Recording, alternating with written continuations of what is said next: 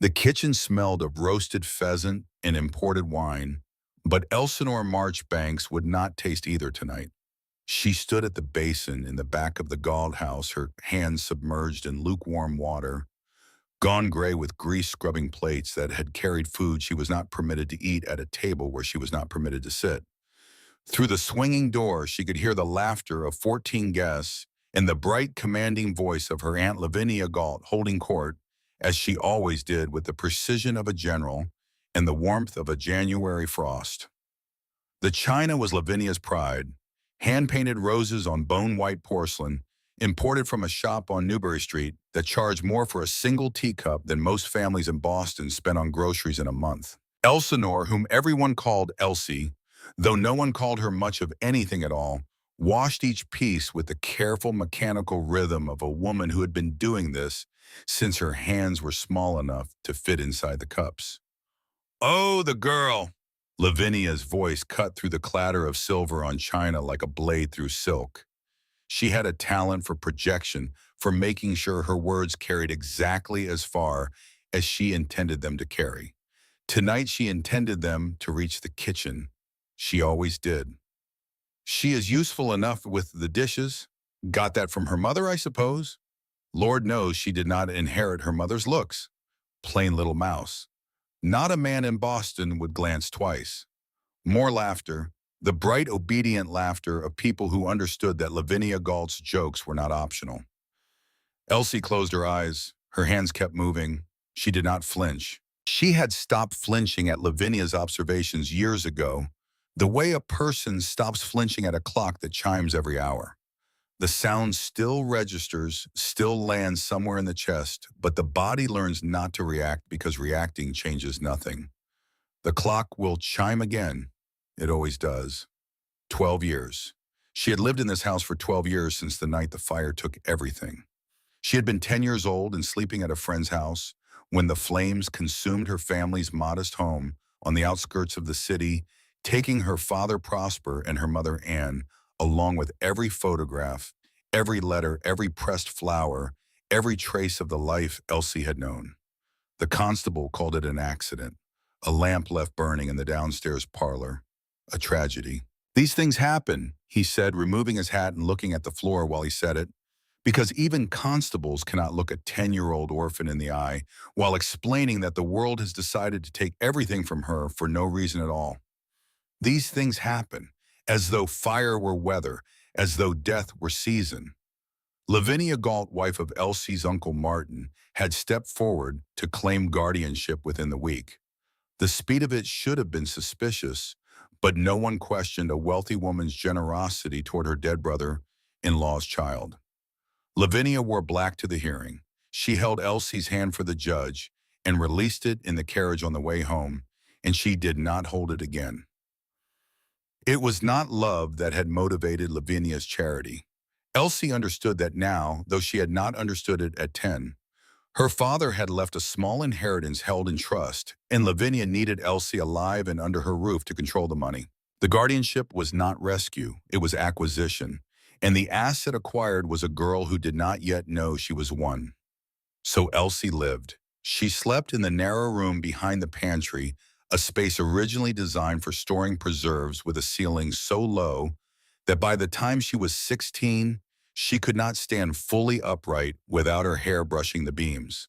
She cleaned, she cooked, she mended, she pressed Lavinia's dresses and polished Lavinia's silver and scrubbed Lavinia's floors on her hands and knees while Lavinia sat in the parlor and discussed the servant problem with her friends. She did not attend school. She did not attend parties. She did not sit at the family table. When guests arrived, she was introduced as the help or not introduced at all. When Lavinia's daughter had friends visiting, Elsie was instructed to remain in her room so as not to make anyone uncomfortable. Uncomfortable. As though Elsie's existence were an indelicacy, a stain on the carpet that guests should not be expected to see. Martin Gall, her uncle, was a small man with soft hands and a talent for absence. He spent his days in his study with the door closed, emerging only for meals and the occasional murmured agreement with whatever Lavinia had decided. He was not cruel. Cruelty requires a kind of energy, a commitment to causing harm, and Martin had no energy for anything. He was simply absent. He had surrendered his will to his wife so completely and so long ago that the act of having an opinion, let alone voicing one, seemed to cause him physical discomfort. He looked at Elsie, sometimes with an expression that might have been guilt or might have been indigestion, and then he looked away, and that was the full extent of Martin Galt's relationship with his conscience. But Lavinia Galt had made one mistake, and it was the kind of mistake that only a person of supreme arrogance could make. She had assumed that a girl she had broken would stay broken. She had assumed that a child raised in silence would remain silent. She had assumed that a servant had no use for a library. She had a library. It occupied the second floor's east wing, a room of dark oak shelves and leather chairs, and tall windows that let in the morning light. Lavinia kept it for show, for the impression it made on visitors, for the heavy volumes of poetry and philosophy that she displayed the way other women displayed vases. She had read perhaps 3 of the 400 books it contained. She kept them dusted and arranged by the color of their spines. Every night when the house fell silent and the gas lights dimmed to their lowest flame, Elsie crept down the hall in her stockinged feet and slipped through the library door. She read by candlelight until her eyes burned and the words blurred on the page. History, literature, poetry, law. She read novels that showed her worlds beyond the kitchen and the pantry room. She read legal texts that taught her the language of power, the specific vocabulary that men in suits used to take things from people who did not know how to stop them. She copied letters from Martin's study to practice her penmanship, her hand moving over the paper in careful imitation of the formal script she found in his correspondence. She read newspapers left on the morning table before anyone woke, learning the shape of the world outside the Galt house, a world she was not permitted to enter, but could observe through the narrow window of newsprint in ink. By the time she was 20, Elsinore Marchbanks had the education of a well-bred young woman and the official status of a servant. She knew more about law than Martin, who had inherited his practice from his father and maintained it through inertia. She knew more about literature than Lavinia, who quoted Shakespeare at dinner parties with the confident inaccuracy of a woman who had never read the plays. She knew more about the world than either of them realized, and that though she did not know it yet would be the thing that saved her. The water in the basin had gone cold. Elsie pulled the last plate from the gray suds, dried it with a cloth, and placed it in the rack beside the stove. Through the kitchen window, she could see the gas lamps of Beacon Hill flickering against the October dark, and beyond them the faint suggestion of the harbor invisible, but present the way the ocean is always present in a coastal city, a vast possibility just beyond the edge of sight. She dried her hands, she folded the cloth. She stood in the kitchen of the Galt house and listened to the laughter from the dining room, and she felt the familiar weight of it settle on her shoulders like a coat she had been wearing so long she sometimes forgot she had it on. The weight of being invisible. The weight of being defined by someone else's words. The weight of 12 years of being told in 1,000 ways, both large and small, that she was nothing. She was 22 years old, and she did not yet know that her life was 3 days from changing direction forever. It was a Tuesday evening in October of 1874 when Elsie heard the conversation that would unravel everything. She was carrying a pitcher of water from the kitchen to her room, moving quietly as she always did, her bare feet silent on the hallway carpet. Silence was not a choice for Elsie. It was a condition of her existence, learned early and reinforced daily. Lavinia did not like to hear Elsie's footsteps. She did not like to be reminded that the girl existed outside the specific hours during which her labor was required. And so Elsie had learned to move through the Galt house the way a shadow moves across a wall, present but undetected there, but not there. She was passing the front parlor when she heard voices behind the closed door. Not the usual murmur of Lavinia and Martin bickering over household accounts, a sound so familiar it had become part of the house's ambient noise, like the settling of floorboards or the ticking of the hall clock. A third voice, male, Low and smooth, like oil poured over stone, the kind of voice that belonged to a man accustomed to being listened to and accustomed to the things that happened when he was not. Elsie stopped. She pressed herself against the wallpaper, the pattern of ivy and roses rough against her shoulder blades, and held her breath. The picture was cold in her hands. Her heart began to beat with the specific heightened rhythm of a body that senses danger before the mind has identified its source. She is the final piece, the man said. His voice carried the easy authority of a man discussing livestock or property, something to be moved and managed. Send her to Montana, and I will handle the rest. Your family will receive its share. A generous share, I might add. Lavinia's reply was immediate, eager, stripped of the careful composure she maintained in public. This was Lavinia unmasked, the woman behind the performance, and her voice had the hungry brightness of a person who has been waiting for this conversation and is pleased to finally have it. I have the perfect candidate. The girl will not resist. She has nowhere else to go and no spine to speak of.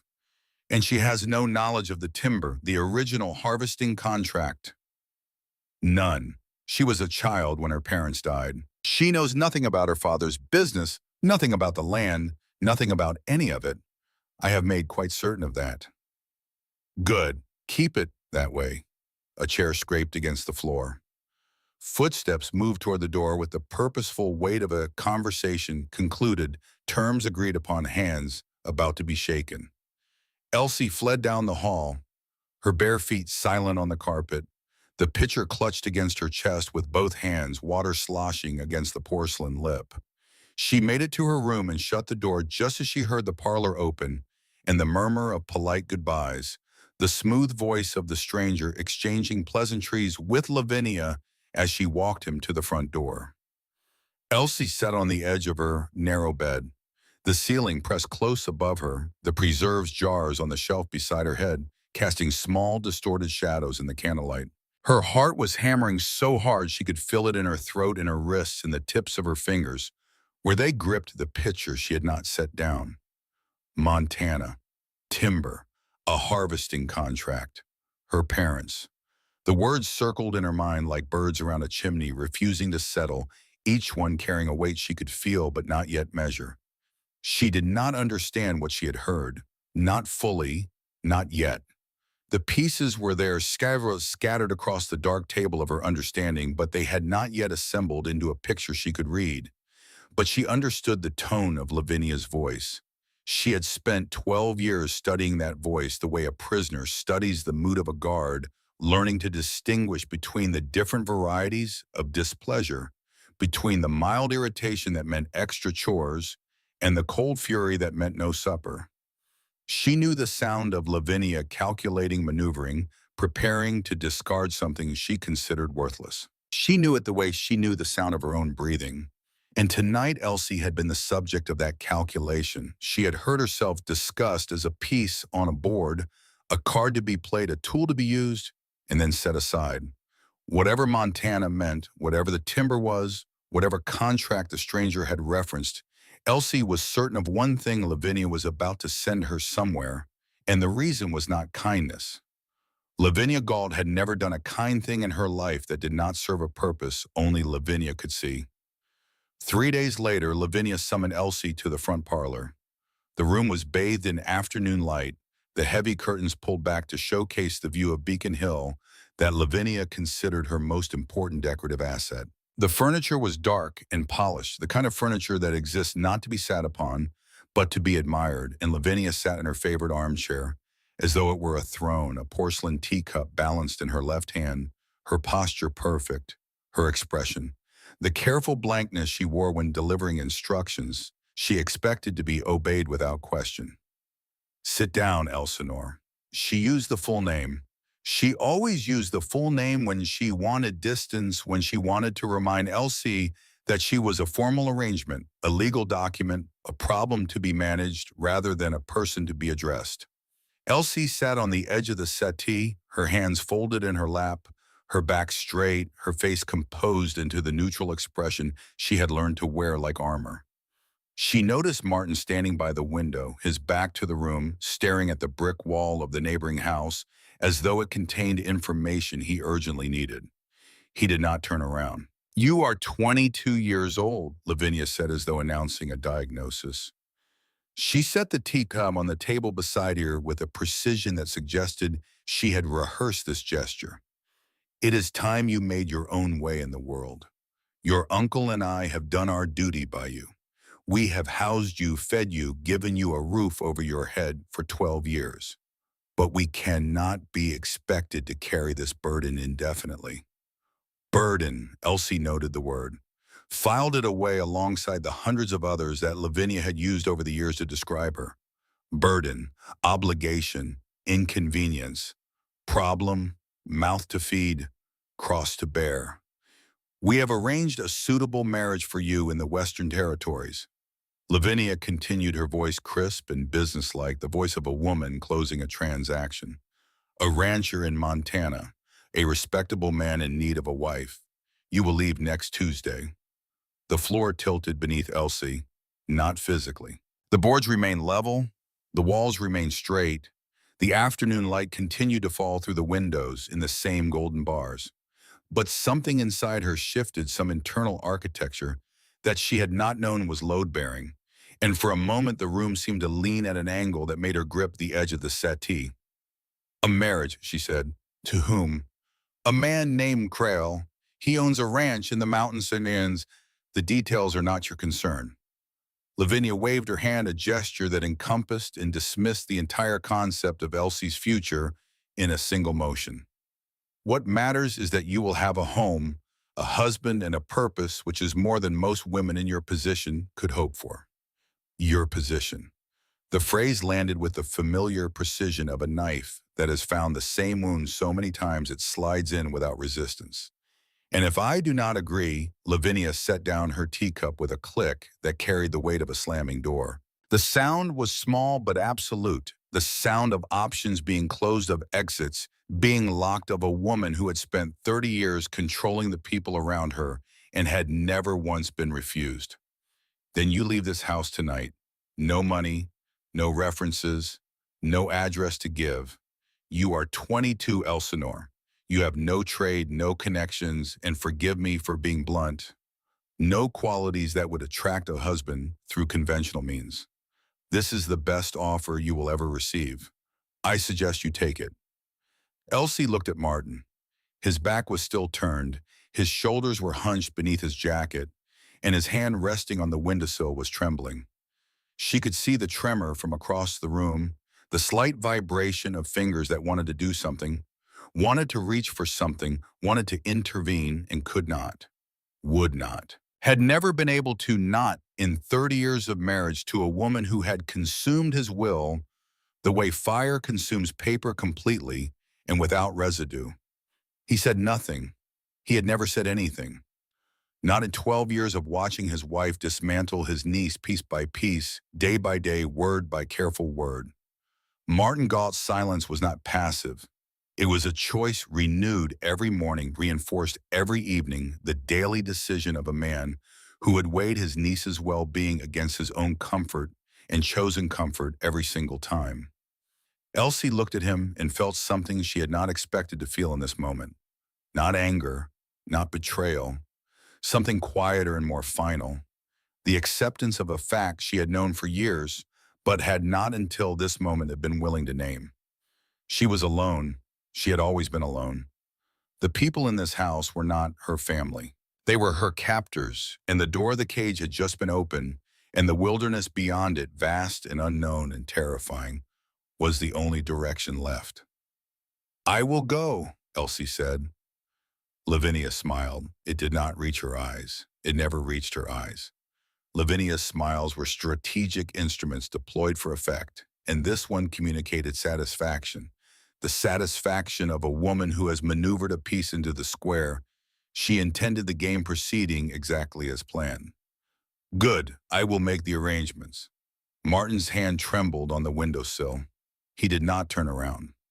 The night before Elsie left Boston, she was packing her single valise, a battered leather case that had belonged to her mother, the only physical object that had survived the fire because it had been in Elsie's room at her friend's house that night, when a soft knock came at her door. She opened it to find Posey. Posey Galt was 19, Lavinia's only daughter, raised to be a mirror of her mother, poised, calculating, aware of social currency the way a banker is aware of interest rates. She had been trained since birth in the art of performance, the careful management of appearances, the strategic deployment of charm. She could navigate a dinner party at 12. She could read a room at 14. She could identify the most important person at any social gathering and position herself accordingly with the effortless instinct of a compass needle finding north. But where Lavinia was marble, Posey had cracks. Small, thin fissures that ran through the polished surface of her upbringing, invisible to most, but not to Elsie, who had spent 12 years in this house and had learned to read its inhabitants the way a sailor reads the sky. Posey had slipped Elsie books when her mother was not looking, leaving them on the shelf in the pantry room where Lavinia never went, novels and volumes of poetry that Posey selected with a care that suggested she understood what her cousin needed, even if she could not provide it openly.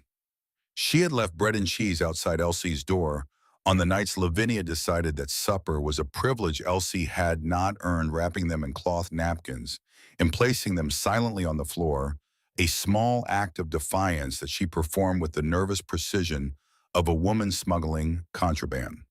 She had never spoken openly against her mother. She was not brave enough for that.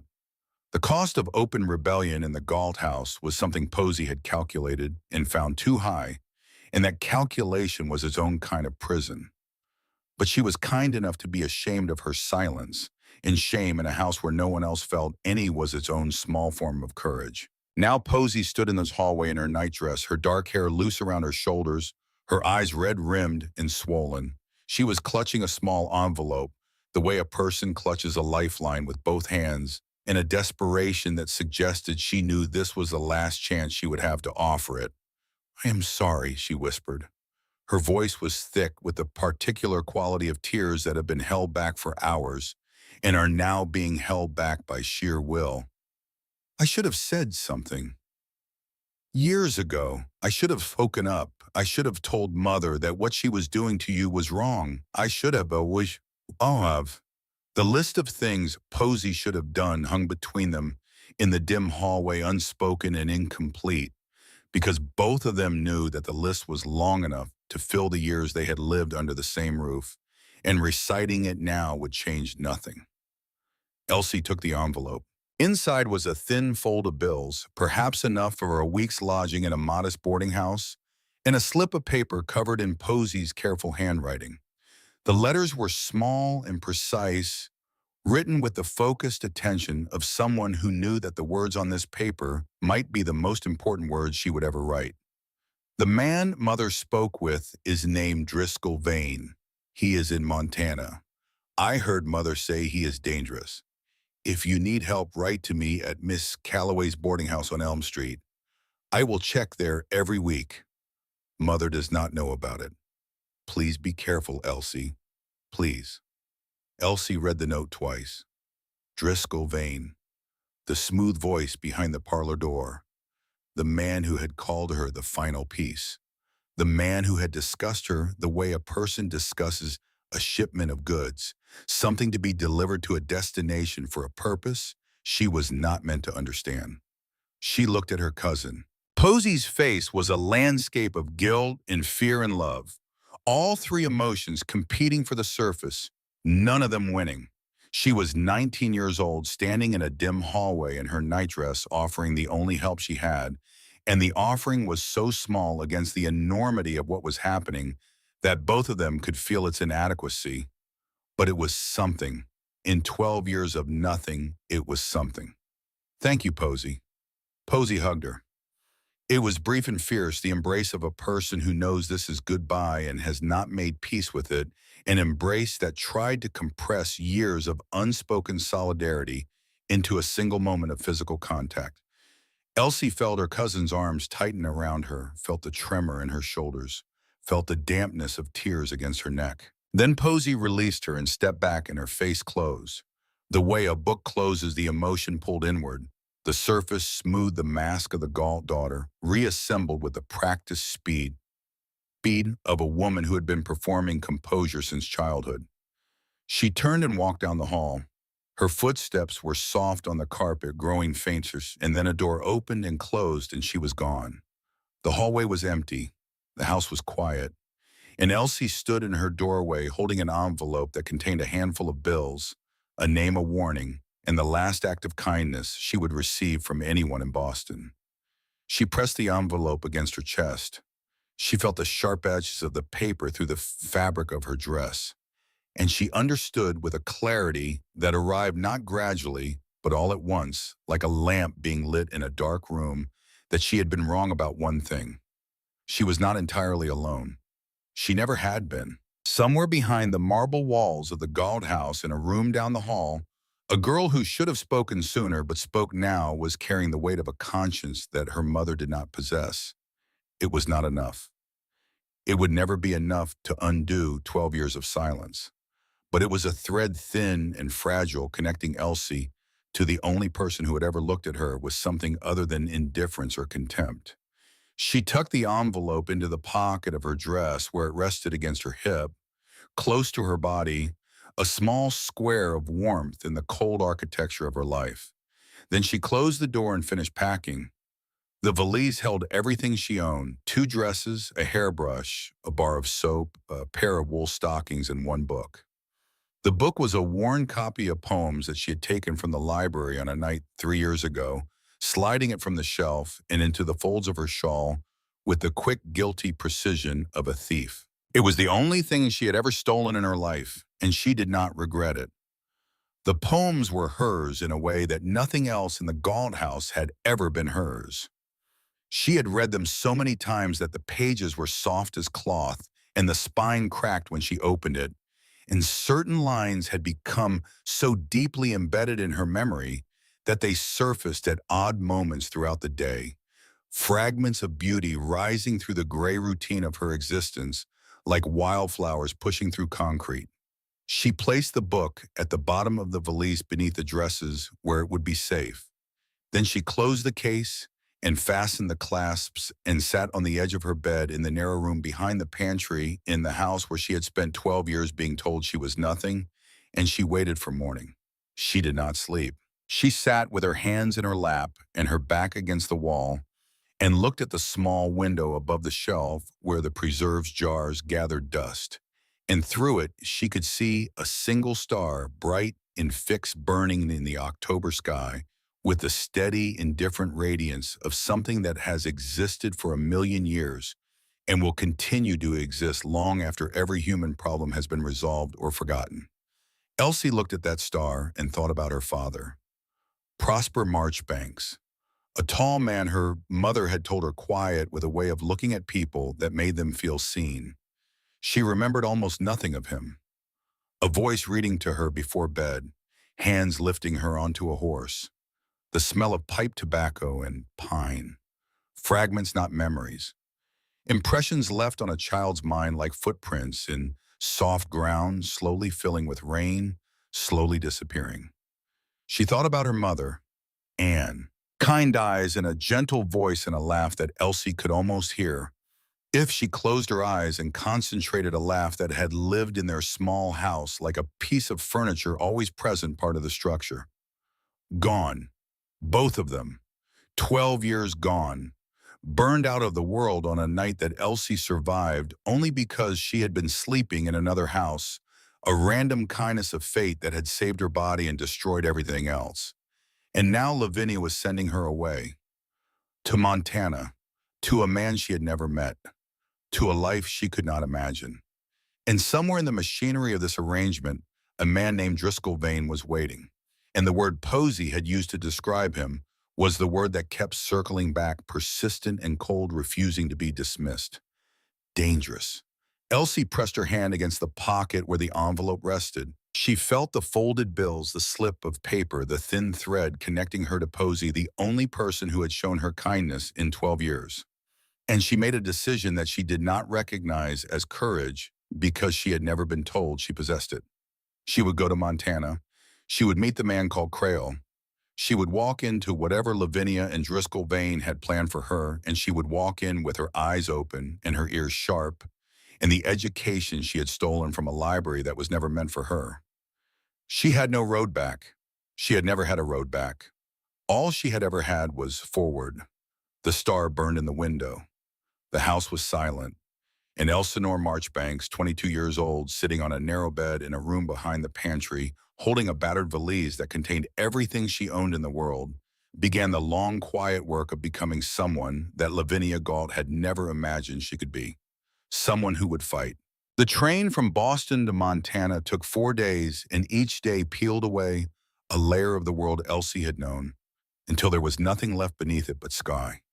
She sat in the third-class car with her valise on her lap, her hands resting on the cracked leather as though it were a living thing that needed comforting. The car smelled of coal smoke and unwashed wool, and the sour sweetness of apples going soft in someone's bag. The seats were wooden benches with no cushions, and the other passengers were mostly families, heading west, men with calloused hands, and women with children pressed against their hips, people whose faces carried the specific expression of humans who have decided to gamble everything on a direction. Elsie watched America unfold beyond the window. The green hills of New England came first familiar in their shape, if not their specifics. The rolling countryside she had glimpsed from the windows of the Galt house, but never walked through, never touched, never smelled up close. Then the hills flattened and the farms began great squares of harvested land, stretching to the horizon in every direction, the stubble of autumn crops standing in brown rows like the bristles of an enormous brush. Then the plains, miles and miles of grass that moved in the wind like water, like the surface of an ocean made of earth, and the sky above it so vast and so open that Elsie felt something loosen in her chest, some tightness she had carried so long she had forgotten it was there. She had never been west of Connecticut. She had never been anywhere. The farthest she had traveled in 22 years was the distance between the Galt kitchen and the Galt library, and that journey, though it had covered only 40 feet of hallway, had been the most significant voyage of her life.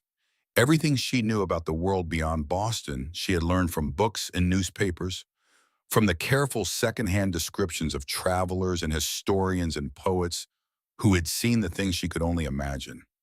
Now the things were real. The plains were real. The sky was real. The mountains, when they appeared on the fourth morning as jagged teeth on the western horizon, were so real and so enormous that Elsie pressed her forehead against the cold glass of the window and stared at them with the stunned incomprehension of a person seeing the ocean for the first time. The world was larger and wilder and more indifferent than she had imagined. It did not care about Lavinia Galt.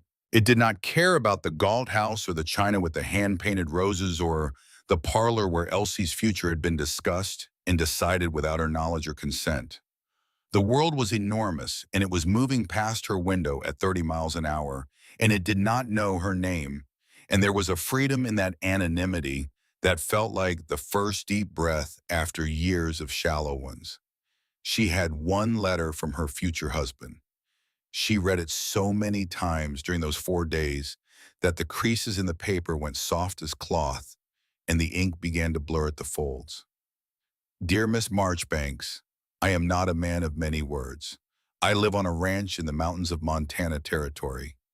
The life here is hard and lonely. I cannot promise you comfort or society.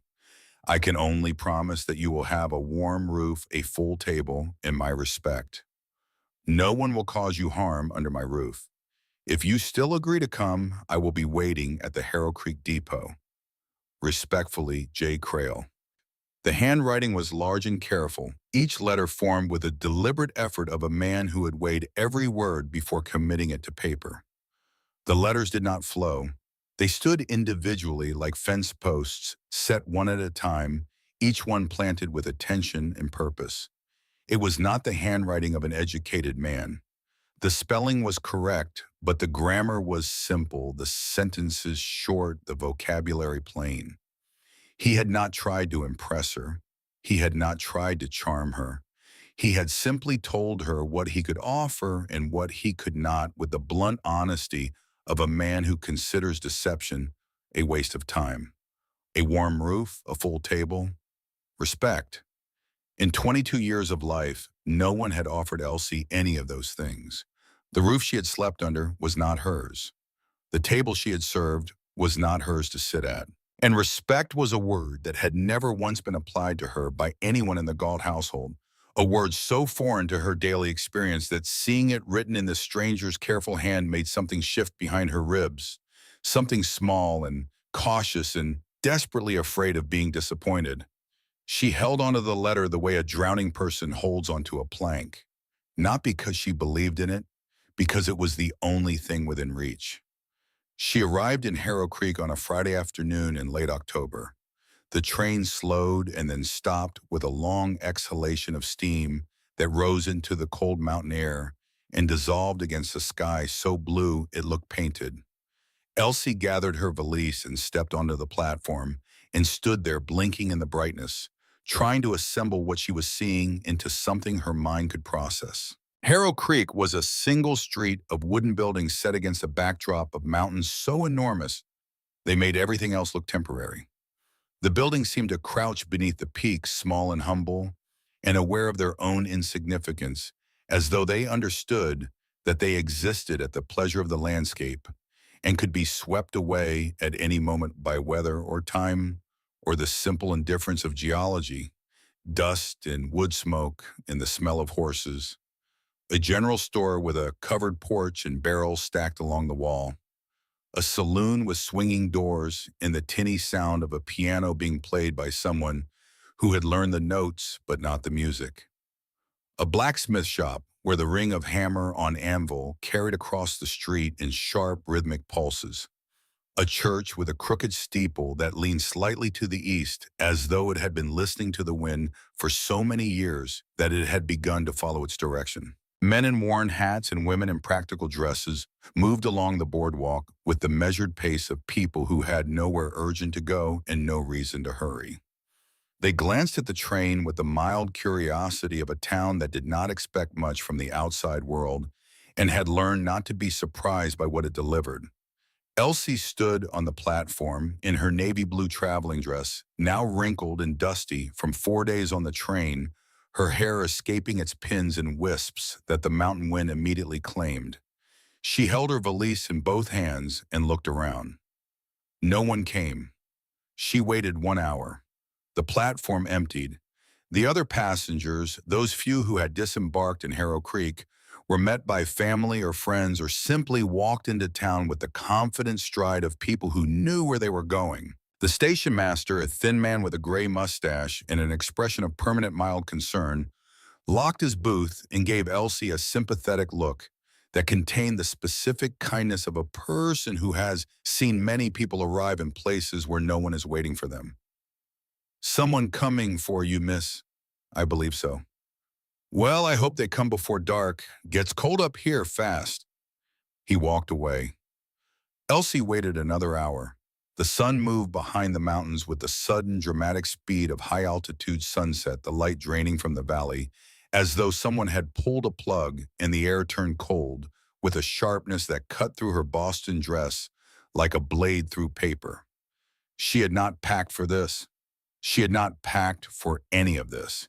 She had packed for a future she could not imagine, which meant she had packed for nothing at all. Then a man appeared at the far end of the street.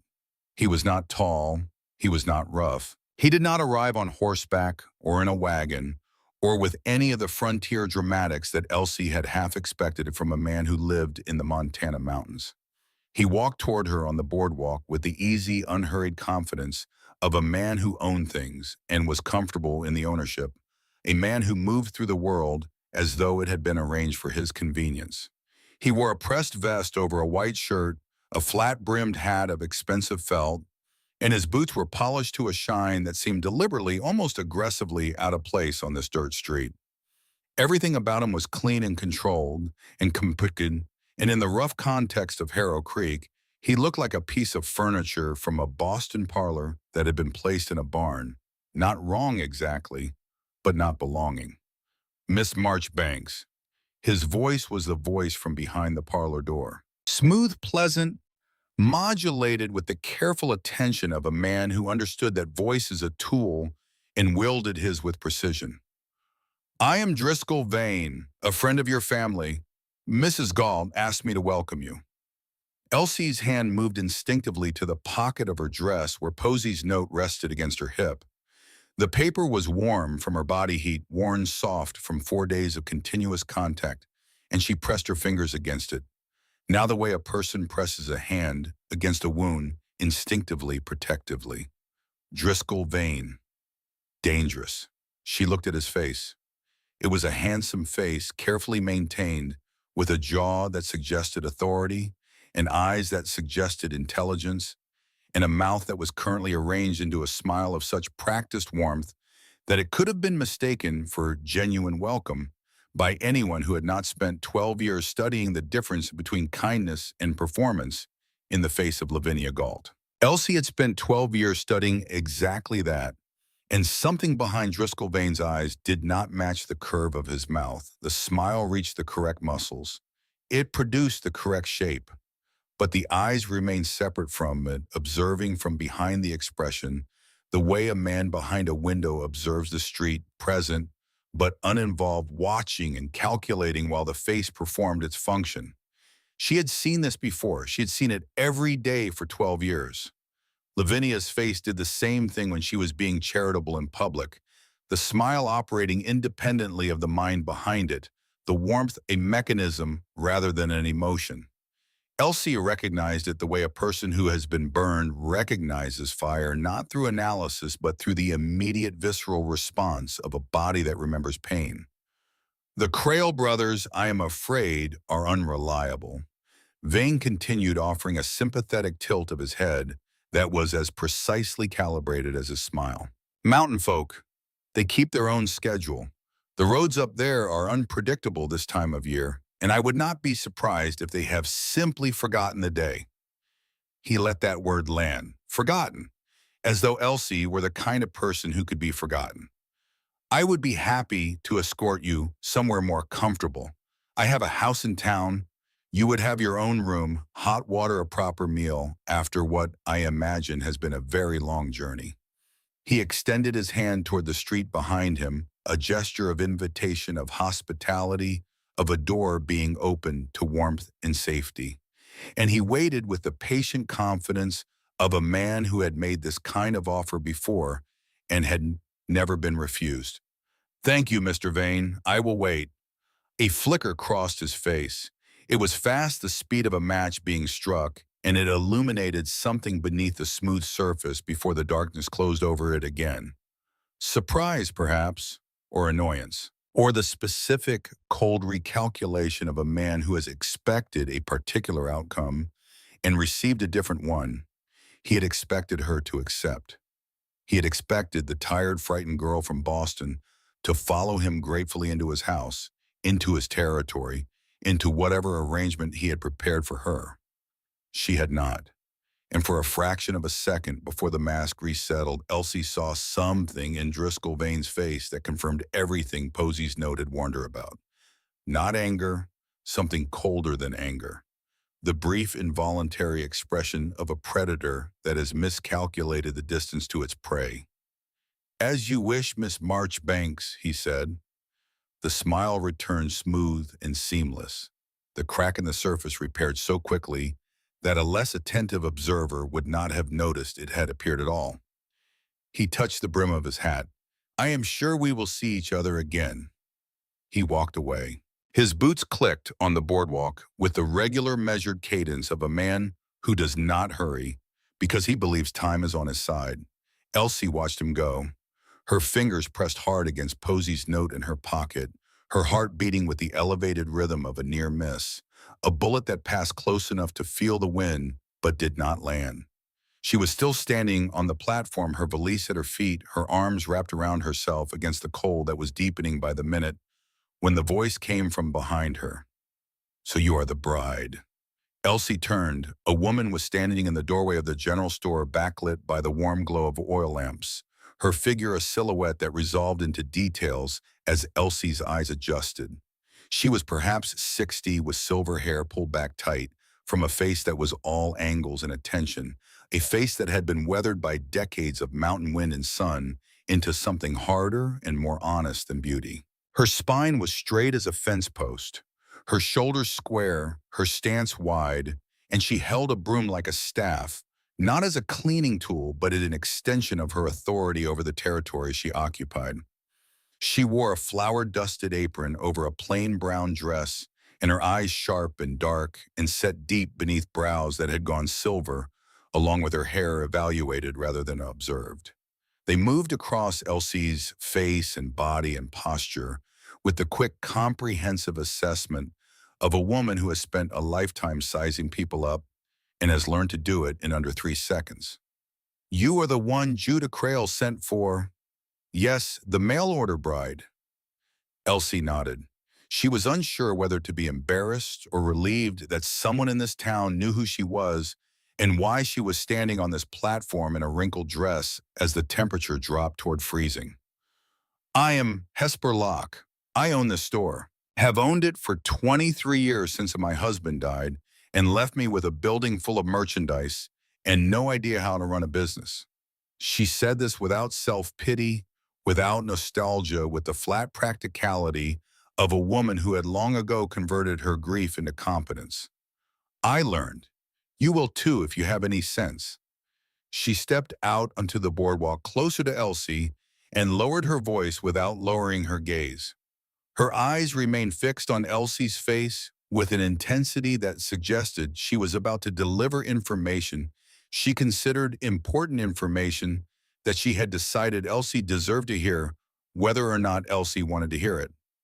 "I am going to tell you something because nobody else in this town will, and you deserve to know before you get on that wagon and ride up that mountain in the dark with a man you have never met."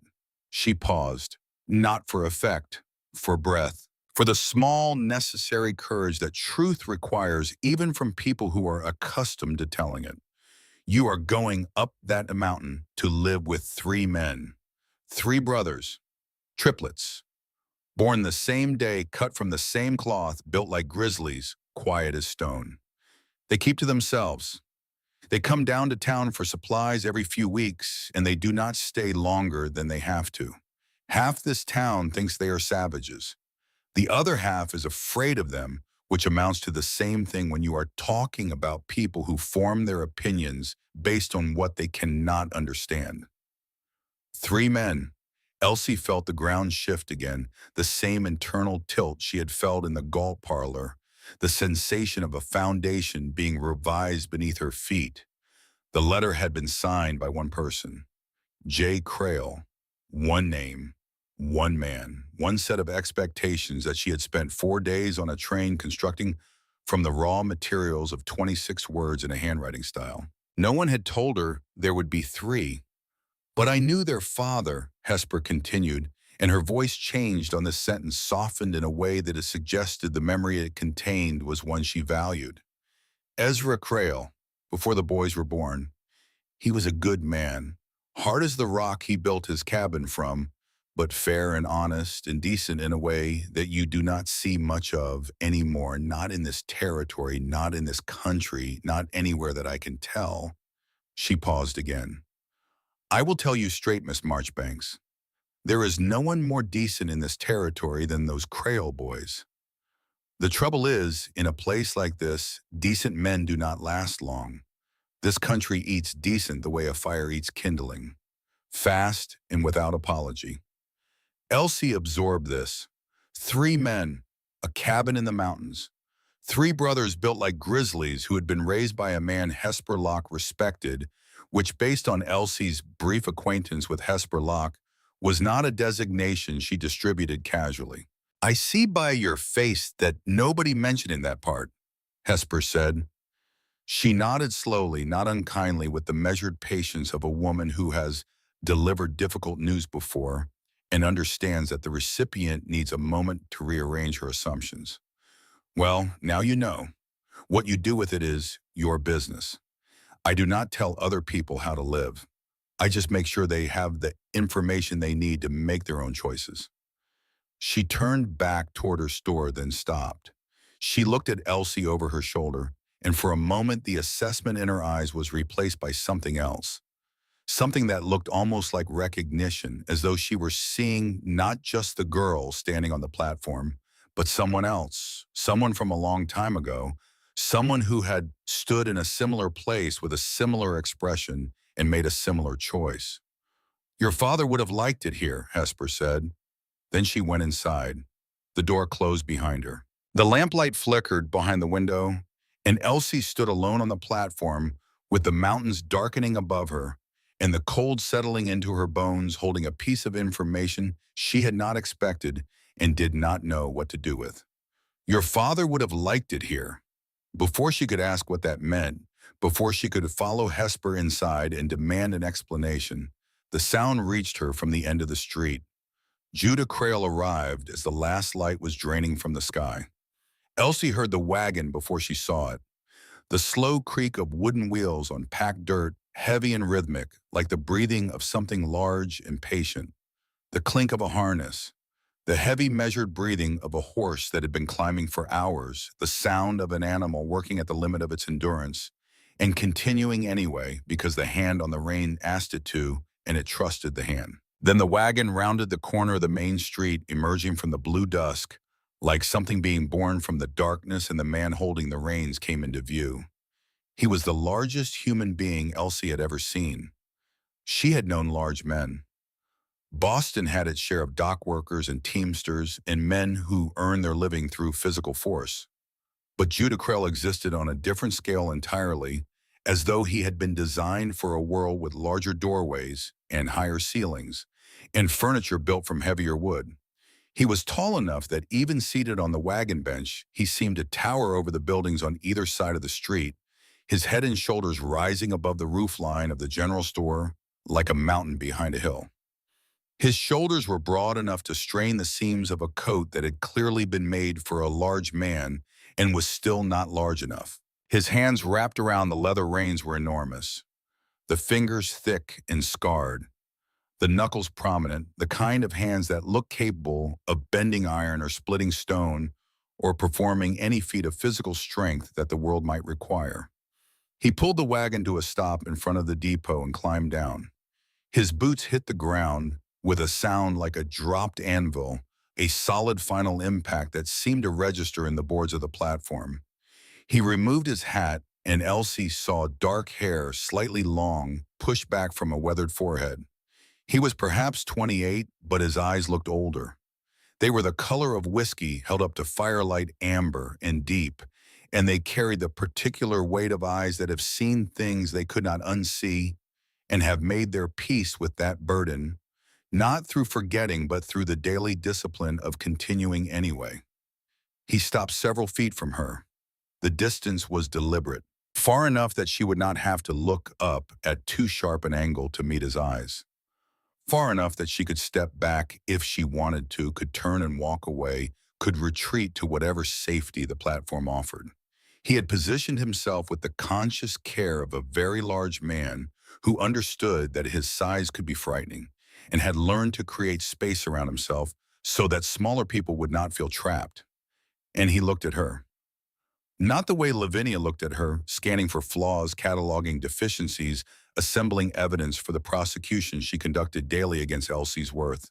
Not the way Driscoll Vane had looked at her, appraising assets, calculating value, measuring the distance between what she was and what he needed her to be. Judah Crale looked at Elsinore Marchbanks as though she were a real person standing in front of him, and he was surprised and uncertain and respectful all at once, all three emotions visible on his face because he did not know how to hide them, or perhaps because it had never occurred to him to try.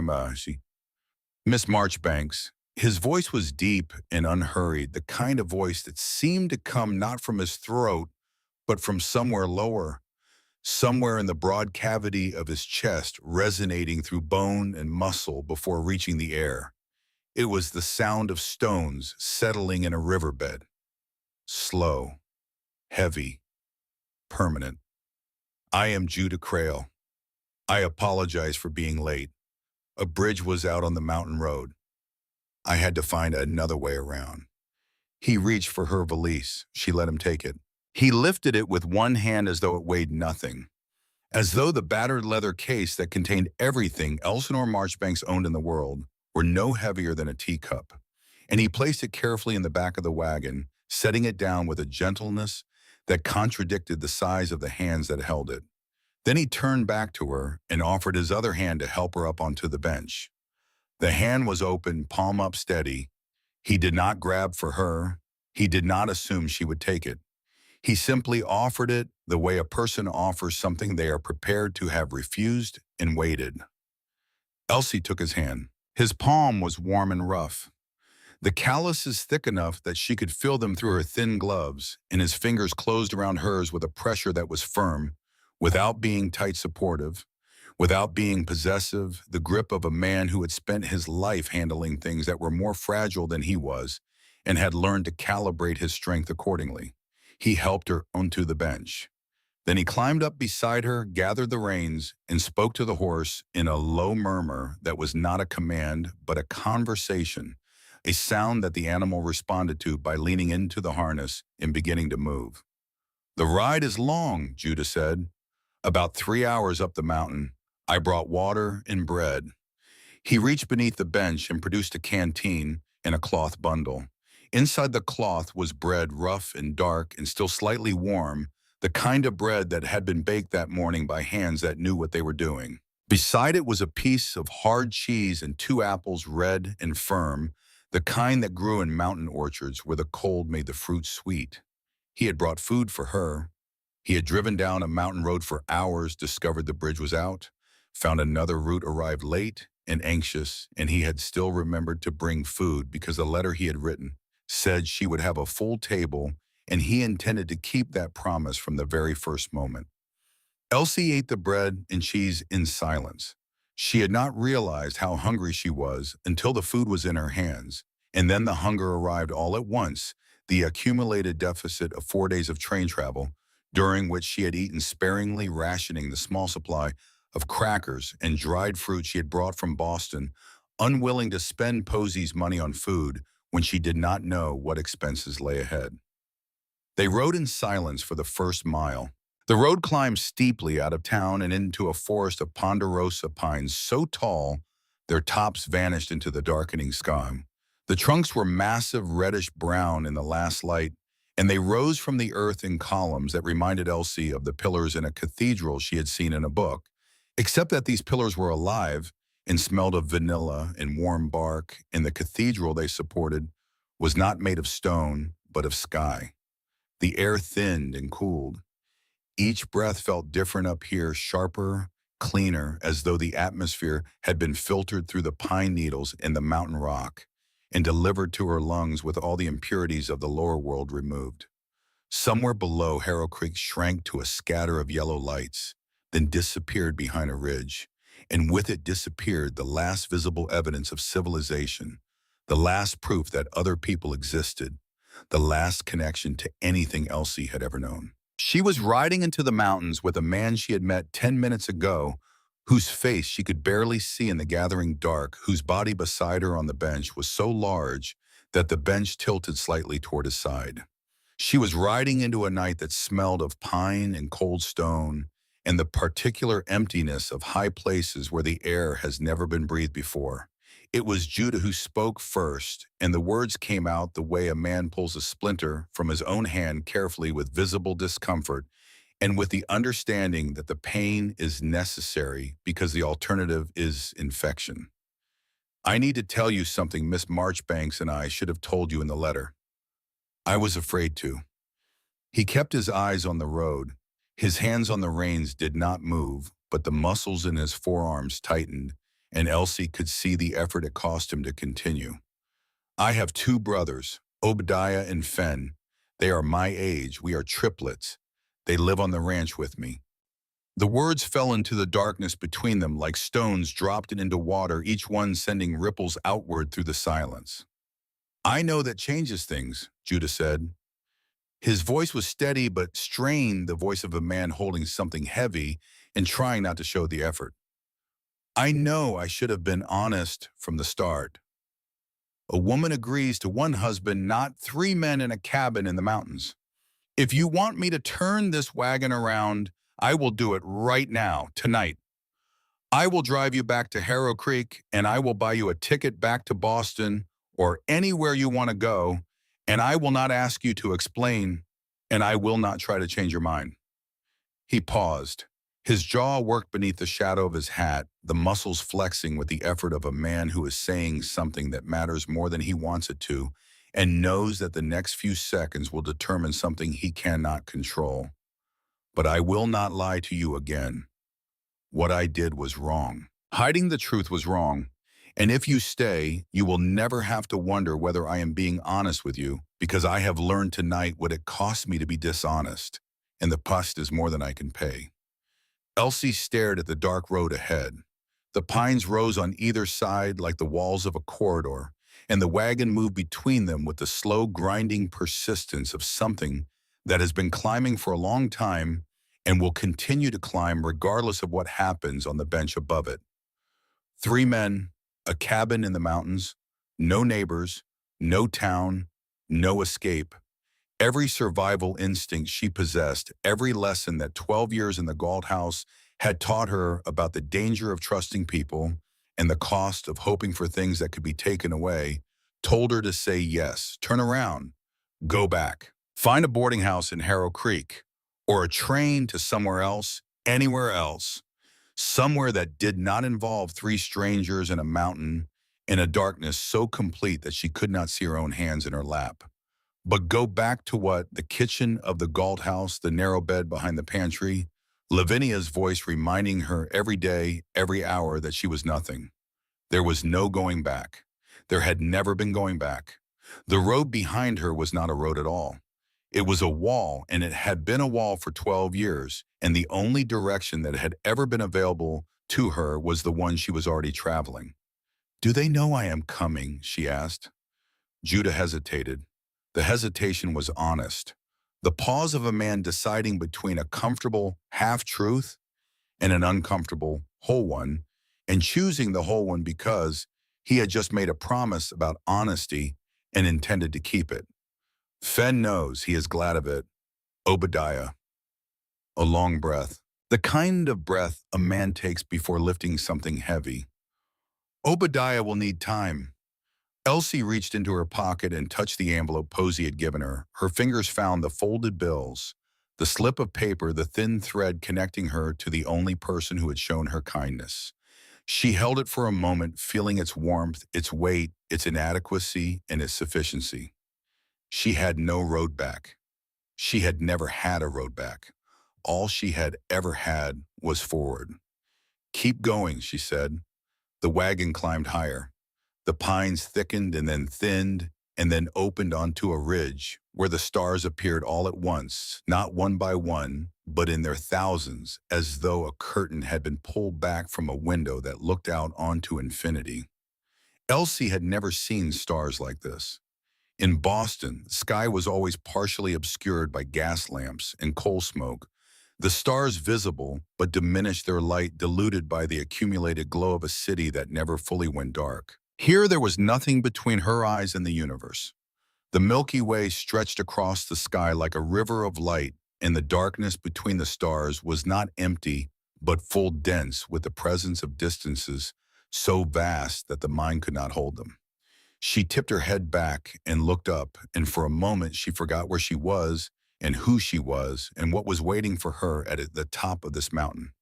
For a moment she was just a woman looking at the sky, and the sky was looking back, and neither of them knew what would happen next. Judah glanced at her. She did not see him do it because her face was turned toward the stars, but he looked at her for a long moment, this small woman from Boston sitting beside him on a wagon bench, with her face tipped up to the Montana sky, and something moved across his features that was not visible in the darkness, but was present nonetheless, the way a current is present beneath the surface of still water. He looked back at the road. The wagon climbed on, and Elsinore Marchbanks rode into the mountains with a man she did not yet know, toward a life she could not yet imagine, carrying a battered valise, a book of stolen poems, an envelope from her cousin, and the beginning of something she did not yet have a name for. Something that felt against all evidence and all reason and all the hard lessons of 22 years like hope. Krell Summit revealed itself in pieces the way all sacred places do, as though the mountain were deciding how much to show her and releasing it in careful measured portions. First, the sound of running water. A creek somewhere below the road, invisible in the darkness, but audible, a continuous rushing murmur that seemed to come from the mountain itself as though the rock were breathing. Then the smell of wood smoke, sharp and sweet, carried on air that was so cold and so clean it felt like drinking something pure. Then pine resin, thick and warm, the scent of trees that had been standing in this spot for 100 years, their roots threaded through stone, their branches holding snow. Then a break in the trees and suddenly the world opened wide. A high valley cradled between two mountain ridges, blanketed in late autumn grass, the color of old gold, stretching out beneath a sky so dense with stars that the valley floor was faintly illuminated, as though the grass itself were producing light. Snow-capped peaks rose behind the valley like a cathedral wall, massive and white and silent, their shapes visible against the deeper darkness of space, with the sharp clarity that comes only at high altitude, where the air holds nothing between the eye and the thing it sees. Elsie's breath stopped, not from cold, from the sudden overwhelming recognition that she was looking at something that mattered, something that had been here long before her and would be here long after, something that did not care about her problems or her past or the small, complicated machinery of human cruelty that had brought her to this place. The mountains did not care. They simply worshiped him. And in that indifference, there was a kind of mercy that Elsie had never encountered before, the mercy of a world that is too large to judge. The house sat on the crest of a low hill overlooking the valley. It was built of hand-hewn logs, each one fitted to its neighbor, with the precise, patient craftsmanship of a man who understood that a house is not assembled, but composed, each piece chosen and shaped and placed with the attention that another kind of man might give to words on a page. It was large and solid, with a covered porch running the length of the front, and smoke rising from a stone chimney in a thin gray column that climbed straight up into the windless air. There was a barn to the left, its doors closed against the cold. A chicken coop behind it, the faint sound of roosting birds audible in the silence. A small woodworking shed to the right, its walls hung with tools whose shapes Elsie could not identify in the darkness. Everything was rough but maintained. Fences were straight. Firewood was stacked in neat rows along the north wall of the house, the logs split to uniform size and arranged with a geometric precision that spoke of a mind that found peace in order. The tools hanging on the barn wall were clean and oiled, their metal surfaces glinting faintly in the starlight. This was the home of men who cared for what they had, who understood that ownership is not a right but a responsibility, and that the things you build with your own hands deserve the same attention on the 1,000th day that you gave them on the first. Two figures stood on the porch. Even in the near darkness, Elsie could see they were built on the same scale as Judah. The same impossible height, the same broad frames, the same physical presence that made the air around them feel compressed, as though their bodies displaced not just space, but atmosphere. They were silhouettes against the warm glow of the cabin's windows, two massive shapes standing in the rectangle of light that fell through the open door. And as the wagon drew closer and the lamplight reached their faces, Elsie saw the resemblance that made the word triplets not just a description, but an understatement. They were identical in the way that mountains in the same range are identical. The same fundamental structure, the same raw material, the same geological origin. But the details were different. The way they held themselves, the way they occupied the space they stood in, the way the light fell across features that were technically the same but emotionally distinct, as though three different souls had been poured into three copies of the same body and had shaped it from the inside according to their own particular needs. The one on the left stood with his arms crossed over his chest, feet planted. wide jaw set in an expression that Elsie recognized instantly. She had seen it on Lavinia's face 1,000 times. It was the look of someone who had already decided to disapprove, who had assembled their objections before the evidence arrived and was now waiting for the evidence to confirm what they had already concluded. His body language was a closed door, a locked gate, a wall built not from stone, but from the accumulated weight of refusal. This is the stupidest thing you have ever done, Judah. His voice was harder than Judah's rougher, with an edge that sounded like a blade that had been sharpened too many times and had lost its original shape without losing its ability to cut. And you have done some remarkably stupid things over the years. But bringing a Boston woman up this mountain in October to live in a cabin with 3 men she has never met is a level of stupidity that I did not think you were capable of reaching. The one on the right stepped forward off the porch, his boots landing on the packed dirt with a lighter sound than his brother's. His movements quicker, more animated, carrying the specific energy of a person who processes the world through motion rather than stillness. His hands were open at his sides.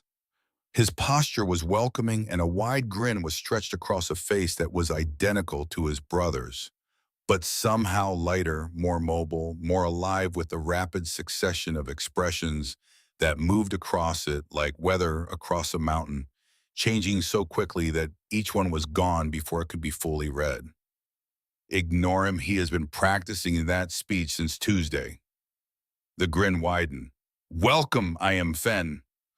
Are you hungry? I made stew. Well, I made something.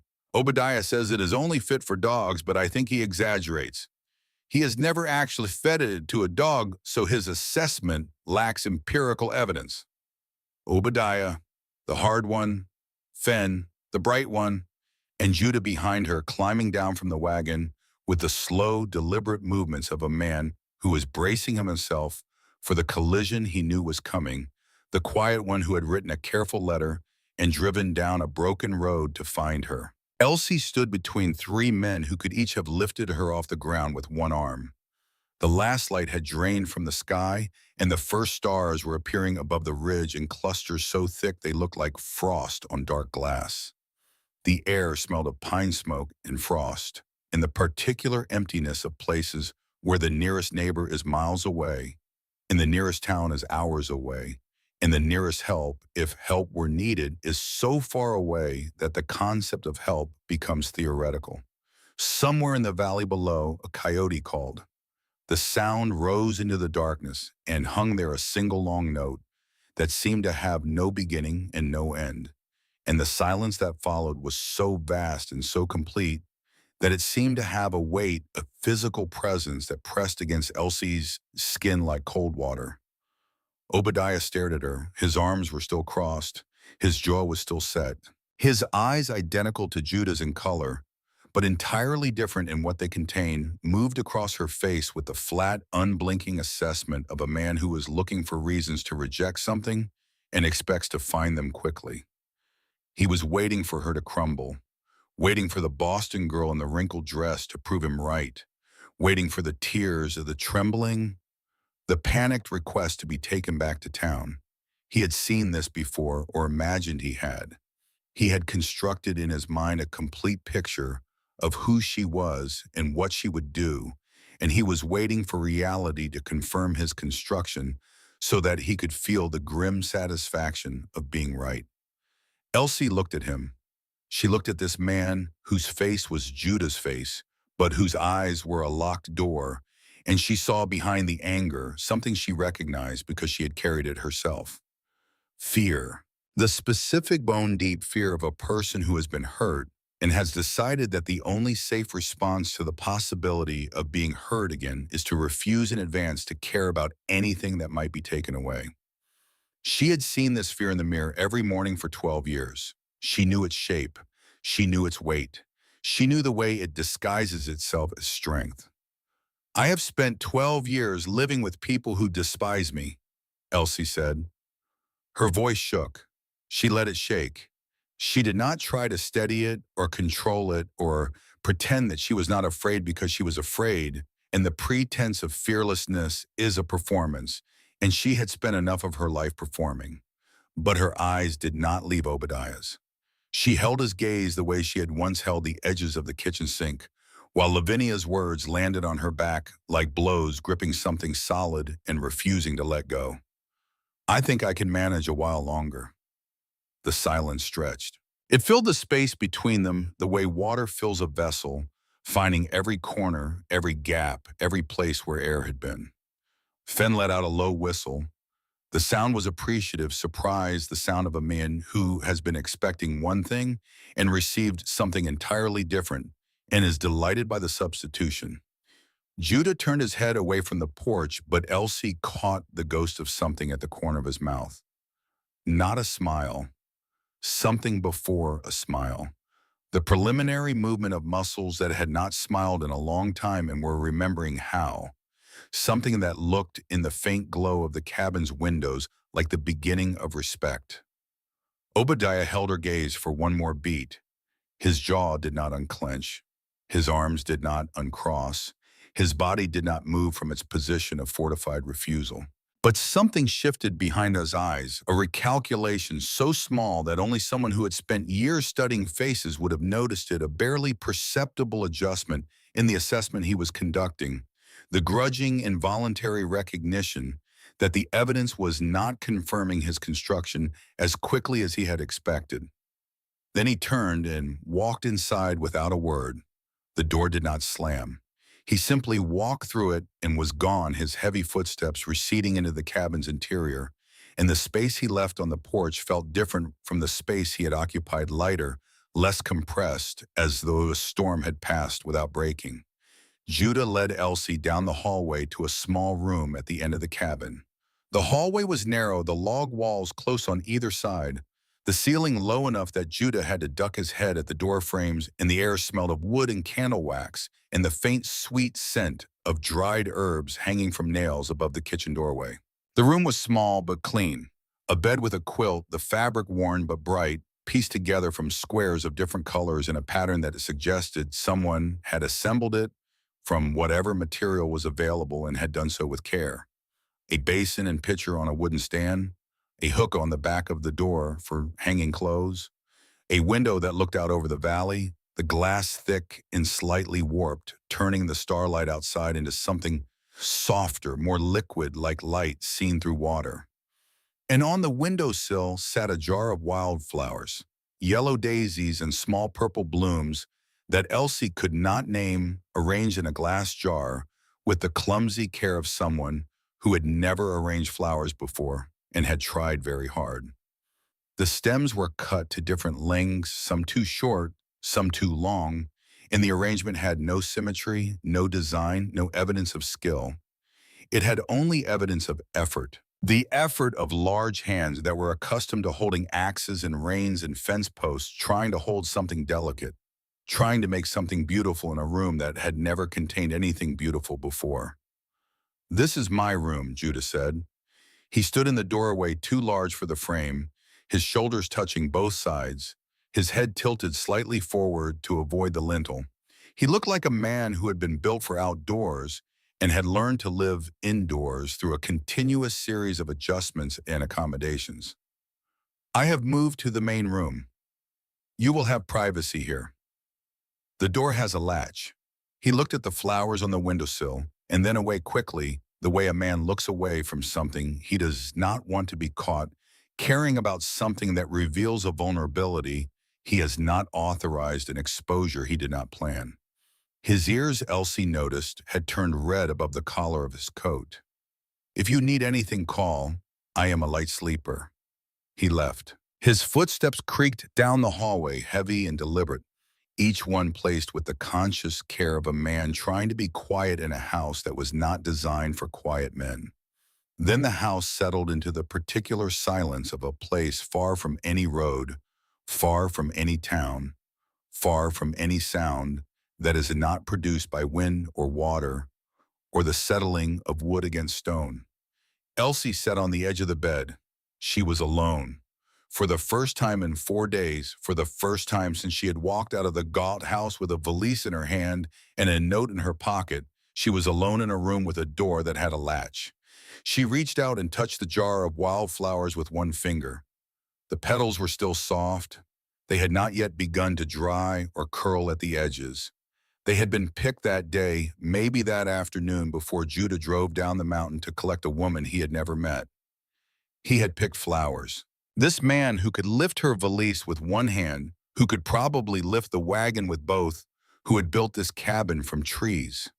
He had felled himself, had walked through a meadow that afternoon and picked wildflowers and put them in a jar and placed them on the windowsill of the room he was giving up because he wanted the room to have something in it besides furniture.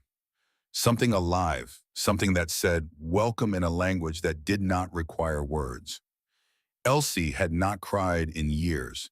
She had trained herself not to systematically and deliberately because crying in the Galt house was an invitation for Lavinia to call her dramatic and Martin to leave the room. Tears were a currency that bought nothing in that house. They were worse than useless. They were evidence proof that Lavinia's words had landed confirmation that the campaign was working, and Elsie had learned early that the only defense against a person who feeds on your pain is to stop showing it. But here alone in a cabin in the mountains, in a room that smelled of pine wood, in clean quilts and wildflowers, looking at a jar of yellow daisies placed on a windowsill by a man who did not know her name, until 3 weeks ago Elsinore Marchbanks put her face in her hands and wept. Not from grief, not from fear, not from the accumulated weight of 12 years of cruelty, though that weight was there pressing against the inside of her chest like water behind a dam. She wept from the strange and terrifying sensation of being treated for the first time in 12 years as though she mattered. The tears came without sound. She pressed her face into her palms and felt them run between her fingers, hot and steady, and she did not try to stop them because there was no one here to use them against her. There was no Lavinia to sneer, no Martin to leave the room.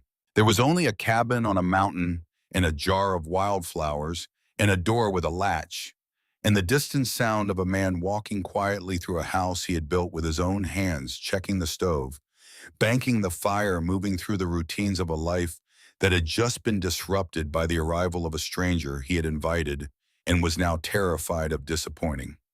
Elsie cried until the tears stopped on their own, the way rain stops gradually and then completely, the sky clearing the pressure, releasing the world, settling back into its ordinary shape.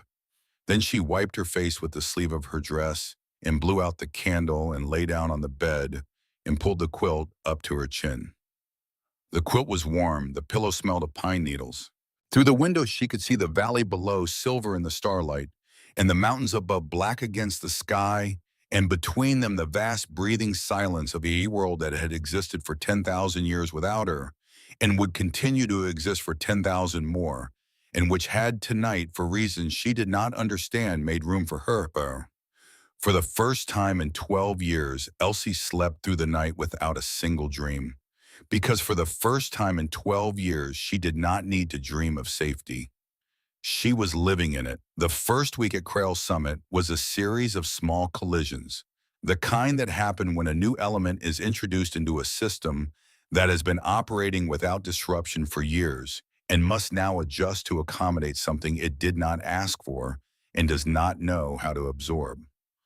Obadiah refused to acknowledge Elsie's existence with anything more than a grunt. He cooked breakfast and supper for two, pointedly leaving Elsie's portion out of every meal with the deliberate precision of a man making a statement through arithmetic. 2 plates, 2 cups, 2 portions of meat and bread and beans. The third set of dishes on the shelf remained untouched, and the absence was louder than any words Obadiah might have spoken. When she entered a room, he left it. Not dramatically, not with the performative anger of a man making a scene, but with the quiet, methodical withdrawal of someone who has decided that a particular person does not exist and is rearranging his movements to maintain that fiction. When Judah mentioned Elsie's name at the table, Obadiah changed the subject with the smooth practiced deflection of a man who has been ignoring things he does not want to deal with for a very long time. Once standing on the porch in the early morning where he clearly thought she could not hear, he said to Judah, "She will leave, they always do, And when she does, you will be the one who has to put yourself back together, not me. They always do. Elsie filed those words away in the same place she filed every piece of information about the people around her, the mental cabinet she had built during 12 years of observing the Galt household, reading faces and tones and silences the way other people read books. They always do meant that this had happened before, not the mail-order bride necessarily, but something, someone, a woman who was supposed to stay and did not. A departure that had left a wound deep enough that Obadiah had decided to preemptively defend against all future departures by refusing to let anyone arrive. Fen told her on the second day while teaching her how to scatter grain for the chickens. He told it casually the way a person describes the weather, as though the information it contained were ordinary rather than devastating. Our mother left when we were 10, just gone one morning. No letter, no explanation, no note on the kitchen table, nothing. We woke up and her bed was empty and her coat was gone from the hook by the door, and then that was it. She was part of our lives, and then she was not. And the space between those two things was the length of a single night. He tossed a handful of grain to the chickens, who pecked at it with the urgent mechanical focus of creatures that do not think about the past. Father never spoke her name again, not once. She became a silence in the house, a room with no door. You could feel her absence the way you feel a missing tooth constantly, automatically, the tongue going to the place where something used to be and finding nothing. He paused, tossed more grain. His voice had not changed. It was still light, still conversational, still carrying the easy, friendly tone that was as much a part of Fen as his face. Obadiah was the one who woke up first. He went through every room calling for her. By the time Judah and I woke up, Obadiah was sitting on the porch staring at the road, and he did not stop staring at it for 3 days, just sat there. Did not eat, did not speak, did not sleep, as far as I could tell. 3 days of watching a road that nobody was coming down. Fen shrugged. The gesture was casual practice, the physical equivalent of the tone he used to tell this story. But his eyes did not match the shrug. They were focused on the chickens with an intensity that suggested he was looking at them specifically so that he would not have to look at anything else.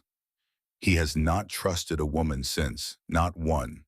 Not the women in town, not the families who tried to help when father died, not anyone. So do not take it personal, Miss Marchbanks. He does not hate you. He hates what you make him feel, which is the possibility of caring about someone who might leave. And that is a feeling he decided at 10 years old he would never allow himself to have again. Elsie filed that away too. She said nothing. She scattered grain for the chickens and watched them eat and thought about a boy sitting on a porch for 3 days, watching a road waiting for his mother to come home. Judah, by contrast, was patient and gentle in a way that seemed almost accidental, as though he did not realize he was being kind and would have been embarrassed if someone pointed it out. Kindness was not a performance for Judah. It was a reflex, something his body did without consulting his mind, the way his lungs breathed without being told to.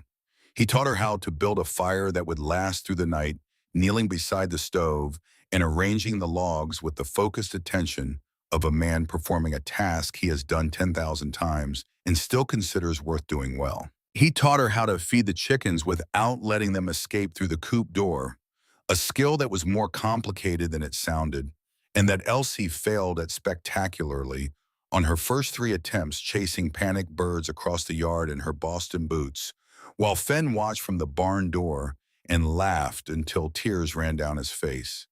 He taught her how to read bear sign on a trail, the claw marks on trees, the overturned rocks, the crushed bushes that indicated something large and powerful had passed through recently. He taught her how to find direction in the forest by the moss on tree trunks and the lean of the branches, how to read the mountain the way he read it as a book written in a language that could be learned. When he showed her how to hold an axe for splitting kindling, he stood behind her and placed his hand over hers to guide the grip, adjusting her fingers on the handle, positioning her to wrist, showing her the angle that would let the blade do the work rather than her shoulders. His palm was rough and warm over the back of her hand, the calluses thick enough that she could feel each one individually, and his fingers covered hers completely, like a glove made of muscle and scar tissue. Then he pulled his hand back quickly as though he had touched a hot stove and stepped away to a careful distance. His arms at his sides, his face turned slightly away, the tips of his ears red above his collar. He never touched her without asking first. He never stood too close. He never raised his voice. He never made a sound louder than necessary, as though he understood that she had spent 12 years in a house where sounds were weapons and wanted to make sure his house was different. After 12 years of Lavinia's casual cruelty and Martin's cowardly silence, Judah's quiet respect was so foreign to Elsie that she did not know what to do with it. It sat in her chest like a stone she could not swallow, too heavy to ignore, too precious to set down. She carried it with her through the days, this unfamiliar weight, and she did not name it because naming it would make it real, and real things can be taken away. Fen became her first friend. He talked enough for all four of them, filling the silences that Judah left and Obadiah enforced with stories and jokes and observations and questions and tangential narratives that began in one place and ended in another with no discernible route between them. Most of the jokes were terrible, delivered with such commitment and such evident delight in their own awfulness that Elsie found herself smiling in spite of everything, the muscles in her face performing an action they had almost forgotten how to perform. He taught her to ride. The horse was a gentle mare named Copper, selected by Judah specifically for her patient temperament, and Fen explained the basics with the enthusiastic confidence of a man who considers horseback riding to be the simplest activity in the world and cannot understand why anyone would find it difficult. Elsie fell off 3 times. Each time Fen laughed so hard he doubled over with his hands on his knees, the sound of his laughter carrying across the valley like a bell, bright and uncontrolled and genuine. And each time immediately after laughing, he jumped down from his own horse and ran to help her up, brushing dirt from her sleeves with exaggerated concern, checking her arms and legs for injuries with the careful attention of a man who has just realized that the thing he was laughing at could have resulted in a broken bone. "Are you hurt?" "You are not hurt. You would tell me if you were hurt. You would not just stand there looking at me like that if you were hurt. Would you? No, you would say something, I think. Unless you are the kind of person who does not say something, in which case I apologize in advance for laughing, and also you really should say something." But Elsie noticed something else about Fen, something that did not match the laughter or the constant talking or the easy animated energy that he wore like a suit of clothes over whatever was underneath. The first time it happened, they were in the meadow behind the barn, the late morning sun warm on their backs, the grass dry and golden around their boots. A dead branch snapped off a pine tree somewhere behind them and hit the ground with a sharp, sudden crack that split the silence like a gunshot. Fen froze. His body went rigid. Every muscle locked at once as though a switch had been thrown, and the transformation was so sudden and so complete that for a moment Elsie thought he had been struck by something. His eyes went blank, not closed, blank, open and seeing nothing, or rather seeing something that was not in this meadow, not in this moment, something that existed only inside his mind, but was more real to him in that instant than the grass beneath his boots or the sun on his face. His breath stopped, not slowed, stopped. His chest did not move. His hands, which had been gesturing as he spoke, hung at his sides, completely still. The fingers slightly curled, frozen in the position they had occupied when the sound reached his ears. He stood like a man carved from wood. 5 seconds, maybe 6. An eternity compressed into the space between one heartbeat and the next. Then he blinked. The light came back into his eyes. His chest moved, his hands unclenched. And the grin came back, sliding into place across his face like a curtain dropping over a stage, smooth and fast and practiced, hiding whatever had been visible for those 5 seconds behind the familiar performance of a man who was always fine, always laughing, always ready with a joke. "Scared me." That branch came out of nowhere. Did you see my face? I probably look ridiculous. I definitely look ridiculous. Forget you saw that. But Elsie had seen his face, not the one he put back on, the one underneath, the one that had surfaced for 5 seconds when a sharp sound broke the silence, and it was the face of a man reliving something that had broken him, a man pulled backward through time to a moment so terrible that his body still reacted to its echo, the way it had reacted to the original, with the total involuntary shutdown of a system that has been overwhelmed. She did not ask, but she began to watch.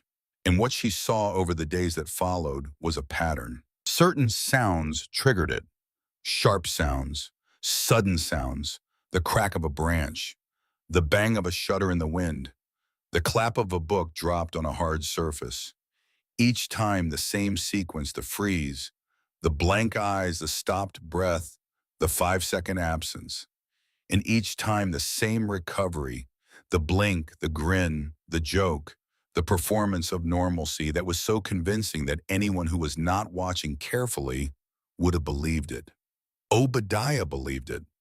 Obadiah looked at Fenn's grin and saw what Fenn wanted him to see, a brother who was fine, who had processed whatever needed processing, who had moved on. But Judah did not believe it. Elsie caught Judah watching Fenn, sometimes with an expression that was not worry exactly, but something deeper, something that lived beneath worry, the way bedrock lives beneath a soil, expression of a man who knows that someone he loves is broken in a place he cannot reach, and has spent years standing at the edge of that brokenness, looking in, unable to fix it, unable to look away. On her 7th night in the cabin, Elsie passed the end of the hallway on her way to the outhouse and noticed a door she had not seen before. It was smaller than the others set into the wall near the back of the house, partially hidden by a coat rack, and it was locked. A heavy iron padlock hung from a hasp, the metal dark with age and use. The next morning over breakfast she asked about it. Fenn went quiet. His spoon stopped, moving between his plate and his mouth suspended in midair, and the grin that had been on his face 3 seconds earlier disappeared without the usual replacement arriving to take its place. He looked at his plate. He looked at it the way a man looks at something when he does not want to look at anything else. Judah set down his fork.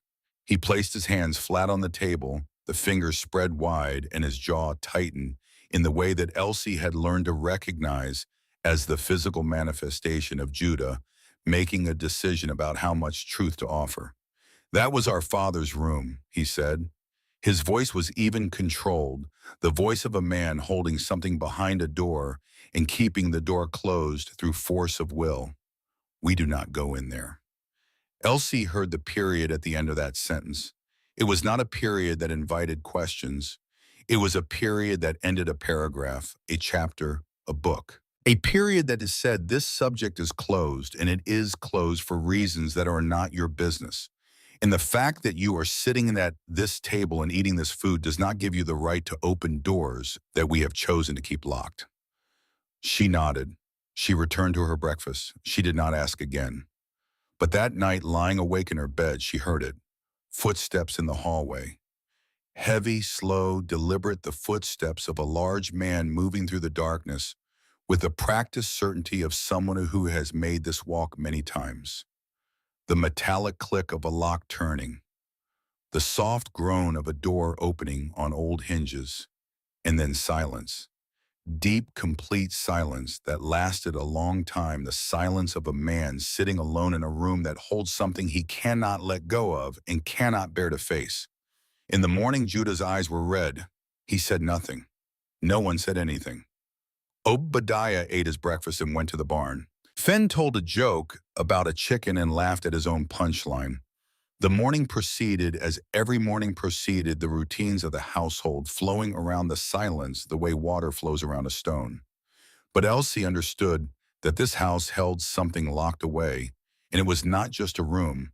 It was a grief so large that 3 grown men had not been able to carry it out, and so they had locked it in, instead visiting it in the darkness alone when no one could see them bend under its weight. She understood this because she had done the same thing. For 12 years, she had locked her grief in the narrow room behind the pantry, visiting it at night alone when no one could see her cry. She knew what it looked like when a person carries something too heavy to hold and too precious to set down. And she recognized with a certainty that arrived not as a thought, but as a feeling deep and quiet and rooted in the part of her that had survived 12 years of being told she was nothing, that the people in this house were not strangers. They were mirrors. They were reflections of a pain she knew intimately, wearing different faces, speaking a different language, living in a different landscape, but carrying the same fundamental wound. The wound of being left, the wound of losing someone and not understanding why, the wound of building walls because the alternative, the terrible, beautiful, devastating alternative of letting someone in is the most dangerous thing a human heart can do.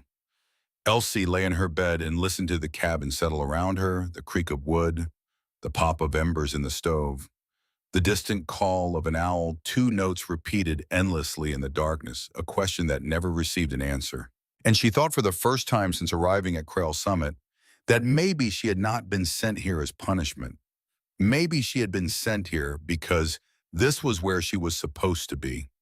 10 days after Elsie arrived at Crail Summit, the sky turned the color of a bruise, and the wind shifted from the west. Judah looked at the clouds the way a man reads a letter that contains bad news, his eyes moving across the horizon, decoding the message written in the color and shape and movement of the weather. He set down the fence post he had been driving and straightened and stood very still for a long moment, reading the sky with the focused attention of someone who has learned that in this landscape, the difference between reading correctly and reading incorrectly is the difference between survival and catastrophe. Early storm, he said to his brothers. Could be bad. Bring the livestock in. It was worse than bad. The blizzard hit within the hour, and it hit with a violence that Elsie, who had known only Boston winters, the polite, predictable snowfalls that covered Beacon Hill in white and gave the city an excuse to light more fires and drink more tea, could not have imagined. The wind did not blow. It screamed. It came down from the peaks with a sound like something being torn apart, a continuous shrieking roar that pressed against the cabin walls with physical force. Snow did not fall. It attacked, driving sideways in sheets so thick that the barn disappeared from view, even though it stood 50 yards from the house, swallowed whole by white, as though the world had decided to erase itself. Elsie was in the chicken coop when the storm arrived. She had gone to collect eggs, a task that took 5 minutes on a calm day. But the wind hit before she could latch the coop door, and the world around her turned white, completely, absolutely, blindingly white. She could not see the house. She could not see the barn. She could not see her own hands in front of her face. The snow drove into her eyes and mouth, and the cold seized her body like a fist closing around a small animal, total and immediate. Her fingers went numb in seconds. Her dress, adequate for a Boston autumn, was nothing against a Montana blizzard. She stumbled forward, then sideways, then stopped because she no longer knew which direction was which. The landmarks that had oriented her life for 10 days, the house, the barn, the fence line, the woodpile, had been erased by the white, and she was standing in a world without edges, without reference, without any fixed point to move toward. She pressed herself against the trunk of a large pine and sank to the ground, pulling her knees to her chest, and understood with a calm that surprised her that she might die here 10 days after arriving in a place where no one she had ever loved was buried. Then hands. Enormous hands, pulling the snow off her shoulders, lifting her from the ground, wrapping something heavy and warm around her body. A coat, leather and wool smelling of wood smoke and sweat and pine resin, the smell of Judah Crail compressed into fabric. Arms beneath her lifting her as though she weighed nothing, and then movement fast through the howling, white boots crunching through snow that was already knee-deep. Judah did not speak. He held her against his chest and ran. When they burst through the cabin door, the warmth of the stove hit Elsie's face like a slap. She was shivering so hard, her teeth cracked against each other, and her vision swam. Through the blur, she saw the main room, the fire roaring in the stove blankets piled near the hearth, and she saw Obadiah. He was on his knees beside the stove, his face white, his hands shaking as he arranged a pot of water over the flames. Obadiah Crale, who had not spoken a kind word to her in 10 days, who had left her portion out of every meal, who had looked at her with the flat hostility of a man determined not to care, was kneeling on the floor with trembling hands, preparing hot water and warm blankets for the woman he claimed did not belong here. Judah laid Elsie on the blankets. Fen appeared with another quilt. Elsie's consciousness faded in and out. At some point, the shivering slowed. At some point, someone removed her frozen boots and wrapped her feet in warm cloth. At some point, she opened her eyes and saw Obadiah sitting in the chair beside her, staring into the fire. His jaw clenched so tight the muscles stood out like cords. He noticed her looking. Without a word, he picked up a cup from the table beside him and held it toward her. Warm water, not hot, not cold, exactly the right temperature, as though someone had tested it and tested it again to make sure it would not burn her mouth. "Drink it," he said. Elsie drank. Obadiah set the cup down, stood, and walked out of the room. The door to the porch opened and closed. Through the window, Elsie saw him standing in the dying storm with his hands at his sides, face turned up to the sky, and she understood something that Obadiah himself might not have been ready to admit. He had been afraid of losing her. After the blizzard, the cabin changed. Obadiah began cooking 4 portions instead of 3. He did not announce it. The 4th plate simply appeared at the table one morning, and nothing more was said. Elsie began to cook as well, badly at first, her biscuits so dense that Fen held one up to the light and declared it could serve as ammunition for a small cannon. But he ate every one and asked for more. In the evenings, Elsie read aloud by the fire, her one book, The Stolen Poems. She read by the light of the stove, while the wind pressed against the cabin walls, and the 3 Krell brothers listened in a silence so complete it had its own texture. Judah sat in the chair nearest the stove with the stillness of a man listening with his whole body. Obadiah sat at the table pretending to whittle, but his knife had not moved in 20 minutes. Fen lay on the floor near the fire, and for the first time since Elsie had met him, the smile on his face was not a mask. It was real. None of them had ever been read to. And so this small thing, a young woman's voice reading poems in a cabin at the edge of the known world, became the axis around which something new and fragile began to turn. Then Driscoll Vane came to Crail Summit, and the fragile thing was tested. He arrived on a clear morning 3 weeks after Elsie's arrival, riding a fine black horse, with 2 men behind him carrying a leather satchel he held with the careful attention of a man who knows the power of paper. His voice shifted from pleasant to professional. According to documents he produced, Ezra Crail had borrowed money from Aldous Vane in 1863 to purchase cattle stock. The debt had never been repaid. Interest had compounded. The total now owed was enormous enough to seize the entire property, including the timber rights to the ancient cedar forests that covered the upper slopes of Crail Summit. Obadiah's hands balled into fists. Judah caught his shoulder. Fen's hand drifted toward his belt, then slowly moved away. Before he left, Vane found a moment alone with Elsie. He stepped close enough that she could smell his cologne, something imported and expensive that did not belong in this valley. "Your aunt sends her regards, Miss Marchbanks. You know as well as I do that you do not belong here. Help me and I will ensure you are taken care of. A house in town, an allowance, comfort." Elsie looked into his eyes and understood at last what she was. Not a bride, a weapon. Lavinia and Vane had sent her here as a spy, a saboteur, a woman on the inside who could undermine the Crail family from within. "I will think about it," she said, buying time. Vane smiled satisfied and rode away. That night, while the brothers argued over the documents, Elsie stood on the porch and felt the sharp edges of an impossible choice. Tell the brothers what she knew and be seen as the enemy.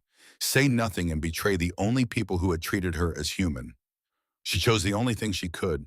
She chose to stay to find the truth and to fight. Elsie began her search quietly. On a Tuesday afternoon, when all 3 brothers were working the property, she opened the bottom drawer of Judah's pine desk and found the land documents organized with meticulous care. The original deed homestead, filing tax receipts in a thick folder of notes in Judah's careful handwriting, copied passages from legal texts he had ordered through a mail service that charged $2 per volume and took 3 months to deliver. Judah Crail had been teaching himself law, alone on a mountain with no teacher and no library, preparing for a fight he knew was coming. She found it on the third page of a timber survey. The ancient cedar forest on the upper slopes of Crail Summit was one of the last stands of old-growth timber in the territory. Every railroad company, every shipbuilder, every lumber baron in the West wanted access to it. Whoever controlled Crail Summit controlled timber worth more than every ranch in the valley combined. Then Elsie turned to the original deed and felt her breathing stop. The deed recorded a separate agreement regarding timber harvesting rights between Ezra Crail and the land's previous owner. The name at the bottom of the page was written in faded ink: Prosper Marchbanks. Her father. Her father had owned this land. Her father had shared it with Ezra Crail through a trust between friends, keeping the timber rights for himself while Ezra held the land and the ranching. And somewhere in the gap between that agreement and this moment, both men had been killed and their families destroyed. She closed the drawer and went to the kitchen and began peeling potatoes as though nothing had happened. Judah took her to the waterfall deep in the forest where sunlight reached the ground only in thin golden threads. He told her about Ezra, a man of principle and calluses. He told her about the night Ezra died in 1866, 2 men with covered faces, a gunshot, a robbery that was never investigated. Fen was sitting 3 feet from our father, Judah said, 20 years old, watched a stranger put a bullet in his chest. He has not been the same since. He played his banjo for her, a melody so slow and aching, it seemed to come from the mountain itself. Something had begun between them, invisible but steady, like water moving underground. And the drought of wildflowers on her windowsill appeared every 3 days, fresh blooms replacing old ones, and never a word spoken about it. Obadiah surprised her most. He did not soften. He fractured. Small cracks in the wall through which things leaked that he could not control. He fixed her wobbly chair without being asked. He left folded blankets outside her door on cold nights. When she slipped on ice behind the woodshed, he caught her before she hit the ground. His grip so tight it left marks, his eyes not angry but terrified. One afternoon, Elsie watched him in the corral with a half-wild horse standing perfectly still, with his hand extended, palm open, waiting. 1 hour, the horse drew closer in increments so small they were almost invisible, stretched its neck, sniffed his fingers, then pressed its muzzle into his palm. The expression on Obadiah's face was tenderness, naked and unguarded, the tenderness of a man who had locked his heart in an iron box and forgotten that some creatures could still reach inside. On a night of heavy rain, Elsie found the locked door ajar. She pushed it open. A small room, a table, a chair, a shelf holding a framed family photograph, and a wooden box. Inside the box were letters from Mercy Crail written to her husband Ezra, telling a story that made Elsie's hands shake. The final letter dated 1863. Ezra, my love, I did not leave because I wanted to. Aldous Vane came to me in the barn and told me that if I did not leave by nightfall, he would kill you and the boys. All 3 of them. I believed him because I had seen what he did to the Marchbanks family. Prosper was your friend. When Prosper would not surrender the timber, Wright's Vane arranged the fire that killed him and his wife. I saw the aftermath. And when Vane told me to imagine that happening to our sons, I knew he meant every word. So I left. Not because I stopped loving you. I left because love meant keeping you alive. Aldous Vane took me from my family. He took Prosper and his wife from their daughter. Forgive me. Tell the boys I did not choose to go. Mercy. Elsie read it twice, pressed it to her chest. Aldous Vane had killed her parents. The fire was murder. He had terrorized Mercy into leaving. When Ezra still held the land, Aldous sent men to kill him too. And the connection was suddenly clear. Lavinia Galt, born Lavinia Vane, sister of Aldous. She had known everything from the beginning. Elsie turned toward the door. Obadiah was standing in the hallway filling the frame, his face not angry but afraid. "What did you read?" she told him. His mother had not abandoned him. She had been stolen from him by a man who would have killed his family. The sound that came from Obadiah was not a word. It was something older than language. 18 years of hatred demolished and rebuilt in 30 seconds. He walked out the front door and stood in the rain with his face turned to the sky, and Elsie let him be. The wedding took place on the front porch on a cold, clear morning in early December. Fenn had ridden 4 hours to buy a white dress in Harrow Creek. Wrong size, loose at the shoulders, slightly too long. He apologized 6 times. Elsie held it to her chest and wept because in 22 years, no one had ever bought her a gift. Obadiah stood as witness. When Elsie walked past him, he spoke so quietly that only she could hear. "Thank you for staying." 5 words that cost him more than anyone would ever know. That night, Judah placed a folded blanket in the center of the bed. "I sleep on this side. You sleep on that side. Whenever you are ready, if that day ever comes, you tell me. Until then, this blanket stays here." He lay down and made himself as small as a man his size could make himself so that she could feel safe. For the first time in 12 years, Elsie slept through the night without dreaming. 3 days after the wedding, Elsie gathered the brothers around the kitchen table and told them everything. Overhearing Lavinia, Posey's warning, the timber rights, her father's name on the deed, Mercy's letters, all of it. Obadiah drove his fist into the wall, then walked outside, and the crash of an axe on wood continued for a long time. Fenn went blank. His breathing shallow lost in 1866. Elsie sat beside him, held his hand, repeated soft words until his eyes refocused. Judah sat absorbing it all. "You knew him all of this before the wedding?" "Yes." "And you married me anyway?" "Yes." "Why?" "Because the Gaults sent me here to destroy you. But instead you showed me what a family is. This is my home. You are my family." Judah read Mercy's letter. His face changed. The gentleness remained, but something harder overlaid it. "My mother did not leave us. She was driven away. Vane wants a war. He will have one." Vane's attacks came swiftly. His men poisoned the cattle's water troughs with toxic plants. 8 head died in 3 days. A letter arrived threatening to have Elsie declared mentally unfit. Then in the middle of a December night, Vane's men destroyed the natural dam on the creek above the property. Water rushed down the valley, flooding the lower pastures, washing out the only road down the mountain, isolating Crail Summit completely. During that night, the sound of the flood and rock slide echoed through the valley like gunshots. Fenn ran out to check the livestock. Standing alone in the dark, the thundering sounds took him back to 1866. He collapsed in the wet grass arms around his head, whispering one word over and over. "Father, Father, Father." Elsie found him. She ran across the pasture in her nightdress, barefoot on frozen ground, and knelt beside him. She took his hands gently from his ears. "Fenn, listen to my voice. You are at Crail Summit. The year is 1874. Your father loved you, and you are safe. I am right here." She said it again and again, patient as Obadiah, waiting for the wild horse to trust him until his breathing slowed and his eyes cleared. When Judah and Obadiah reached the pasture, they found Elsie kneeling in cold mud, holding their brother. Her nightdress soaked her bare feet, muddy, her face calm and determined. Obadiah stopped. He looked at Elsie. He looked at Fenn. And he said the thing she would carry for the rest of her life. "I was wrong about you.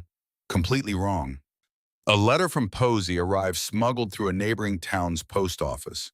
She had pried open a locked drawer in Martin's study and found a thick file tied with red cord. Everything was inside, swearing Prosper Marchbanks had been the original owner of the timber rights. The sale to Ezra was not a transaction, but a trust between friends. Aldous Vane had murdered the Marchbanks family when Prosper refused to sell.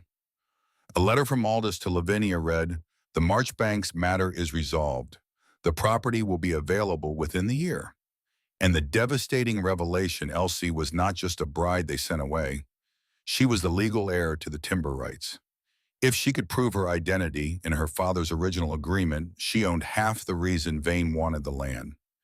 Judah knew a secret trail through the eastern mountains, a path his father had used passable only on foot and horseback, through narrow rock passages 2 days to reach Harrow Creek. Fen volunteered to go. You knelt in frozen mud at 3 in the morning for me. I can walk into a town. In Harrow Creek, Elsie and Fen rallied allies. Also, Hesper Locke agreed to testify. The Brennan family, who had suffered years of Vane's intimidation, agreed to stand up. The O'Malleys said the same.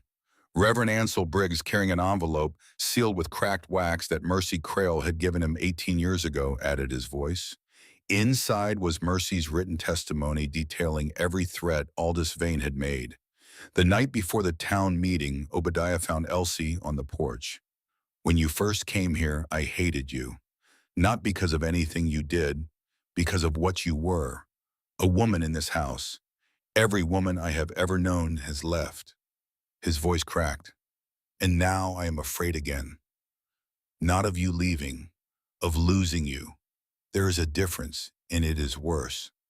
I am afraid of hope too, Elsie said, but being alone is worse than being disappointed. And the people worth hoping for are the ones who stay when it is hard. Lavinia arrived from Boston with her attorney 3 trunks of luggage for a trip she expected to last a week. When she saw Elsie outside the general store, tanned and straight-backed and clear-eyed, she stopped walking. The fear that had lived in Elsie's eyes for 12 years was gone. What had replaced it was certainty. This ends here, Elsinore. Try. The town meeting filled the Harrow Creek meeting hall to every seat. Elsie stood before the assembly and spoke. Her voice shook on the first sentence. She let it shake.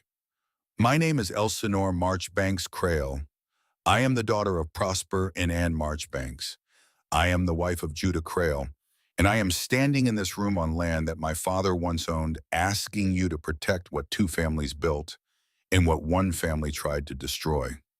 She presented the evidence, Mercy's letters, the Reverend's testimony, Posey's documents, the marriage certificate, the original timber agreement, and the proof that Vane's debt claim was false, that Ezra had repaid Aldous in 1864, but Aldous never destroyed the promissory note, and Driscoll was using the old document to demand payment a second time. Hesper testified.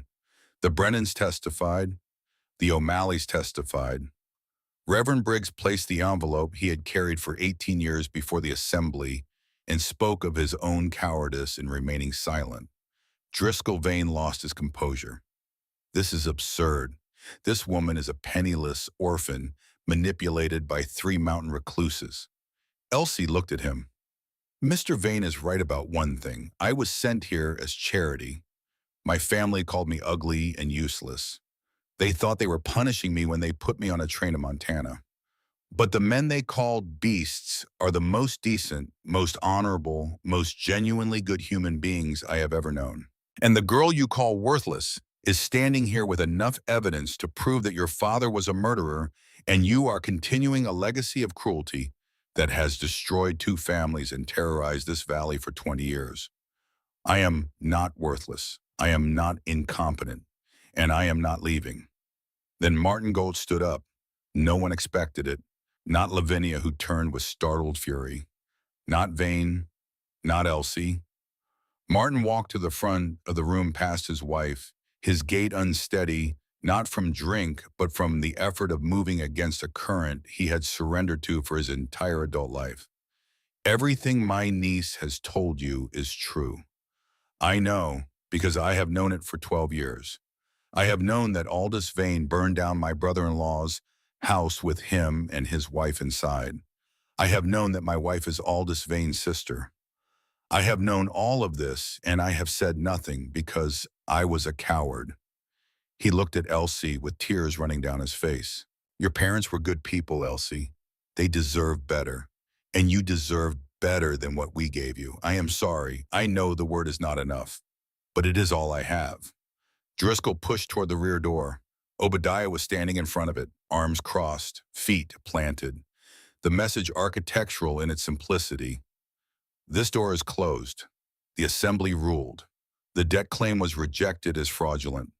The timber rights were recognized as Elsie's inheritance, now unified with the Crail property through lawful marriage.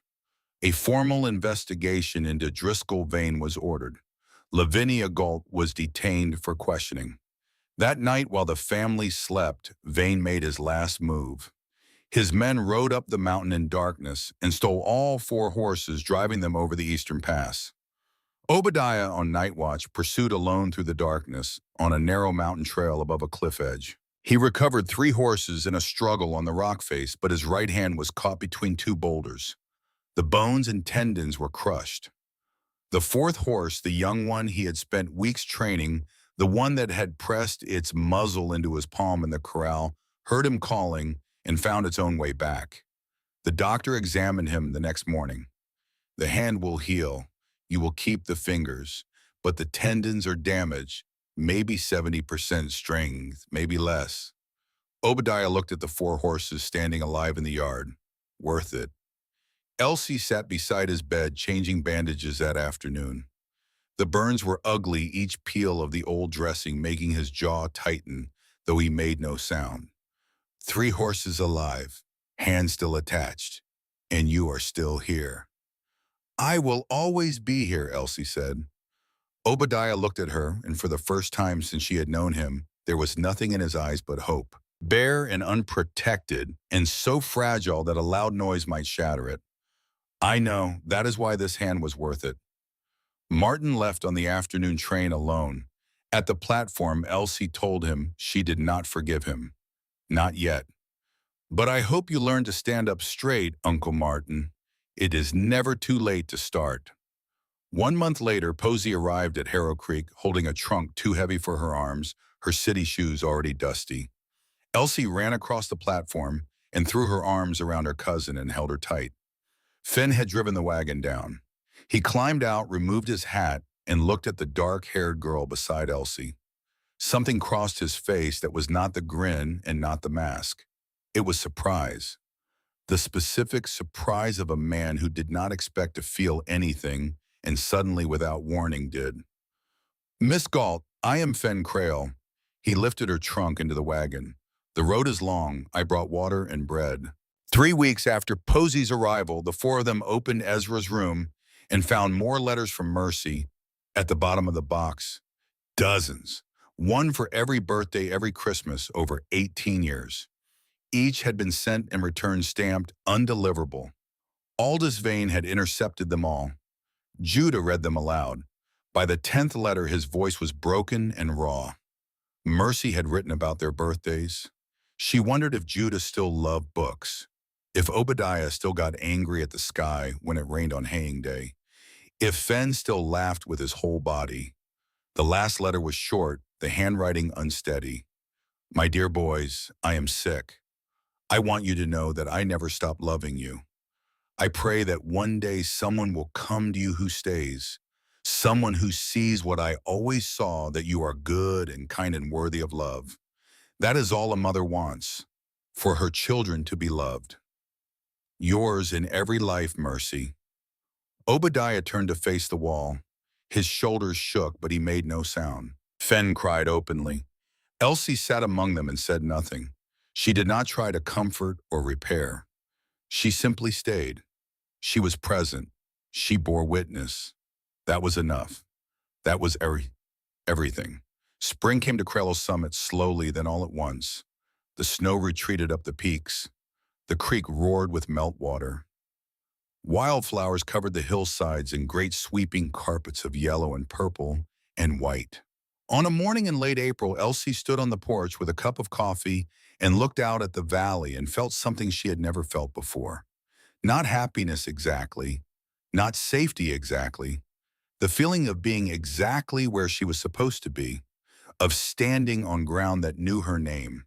Her hands were different now, calloused from axe handles and horse reins and garden soil, brown from the sun, scarred from learning. They were the hands of a woman who belonged to a place and the place belonged to her. Below, three men were building. Obadiah worked with his left hand, now slower than before, the full strength of his right hand gone forever. But when Fen made a joke about would he aim, Obadiah threw a pine cone with his left and hit him squarely between the eyes. Fen sang while he worked. An old song their mother used to sing, one he had not sung in 10 years because the melody was tangled with pain. But he sang it now, and the sound was not sad. It was the sound of a man who had learned that you can carry the past without letting it carry you. Judah worked on the high beams. He looked down at Elsie on the porch, and she looked up at him, and something passed between them that was too large for words. He turned away before she could see his ears to turn red. She smiled. On the kitchen table, a notebook lay open. Judah had begun writing. Not a book, just pages. And on the first page, the first sentence he had ever written for himself, she came in autumn small and afraid, and she changed everything. Posey sat on the new fence rail, sketching mountains with a pencil. Free from Lavinia's shadow, she had discovered she could draw not just adequately, but beautifully. Fen was showing her how to tie a halter knot. Their hands closed on the rope, fingers brushing, both going very still. Posey pulled her hand back, cheeks flushed. Fen studied the rope as though it were the most fascinating object in creation. Obadiah watched from across the yard, shook his head, but the corner of his mouth twitched. Elsie drank her coffee and looked at all of it. Her family, her home, her life. The Galts had called her ugly and useless and plain. They had put her on a train and sent her to three men they called monsters on a mountain they called the edge of nowhere as the cruelest joke they could devise. They were wrong. The men were not monsters. They were poets who could not write, and musicians who played for the trees, and builders who shaped the wilderness into something that could shelter a family. They were broken in different ways, one by silence, one by rage, one by a memory that would not let go. But they were mending slowly and imperfectly the way real things mend. And Elsie was not ugly. She had never been ugly. She had been unseen, which is a different thing entirely. And the first people who had truly seen her were three brothers on a mountain in Montana who had never asked for anything except someone who would stay. She had stayed. She would always stay. The mountains kept their secrets. They always had. But the secret they kept most carefully was this, that the truest beauty is not what others see, but what the heart recognizes. That love does not require perfection or eloquence or the approval of the world. That it requires only two things: someone who sees you as you are, and someone who chooses every morning to remain. Elsinore Marchbanks, Crail, the girl from Boston, the scrubber of pots, the unwanted niece, the mail-order bride sent to the wilderness as a punishment, had found both of those things on a mountain in Montana, and she never went back.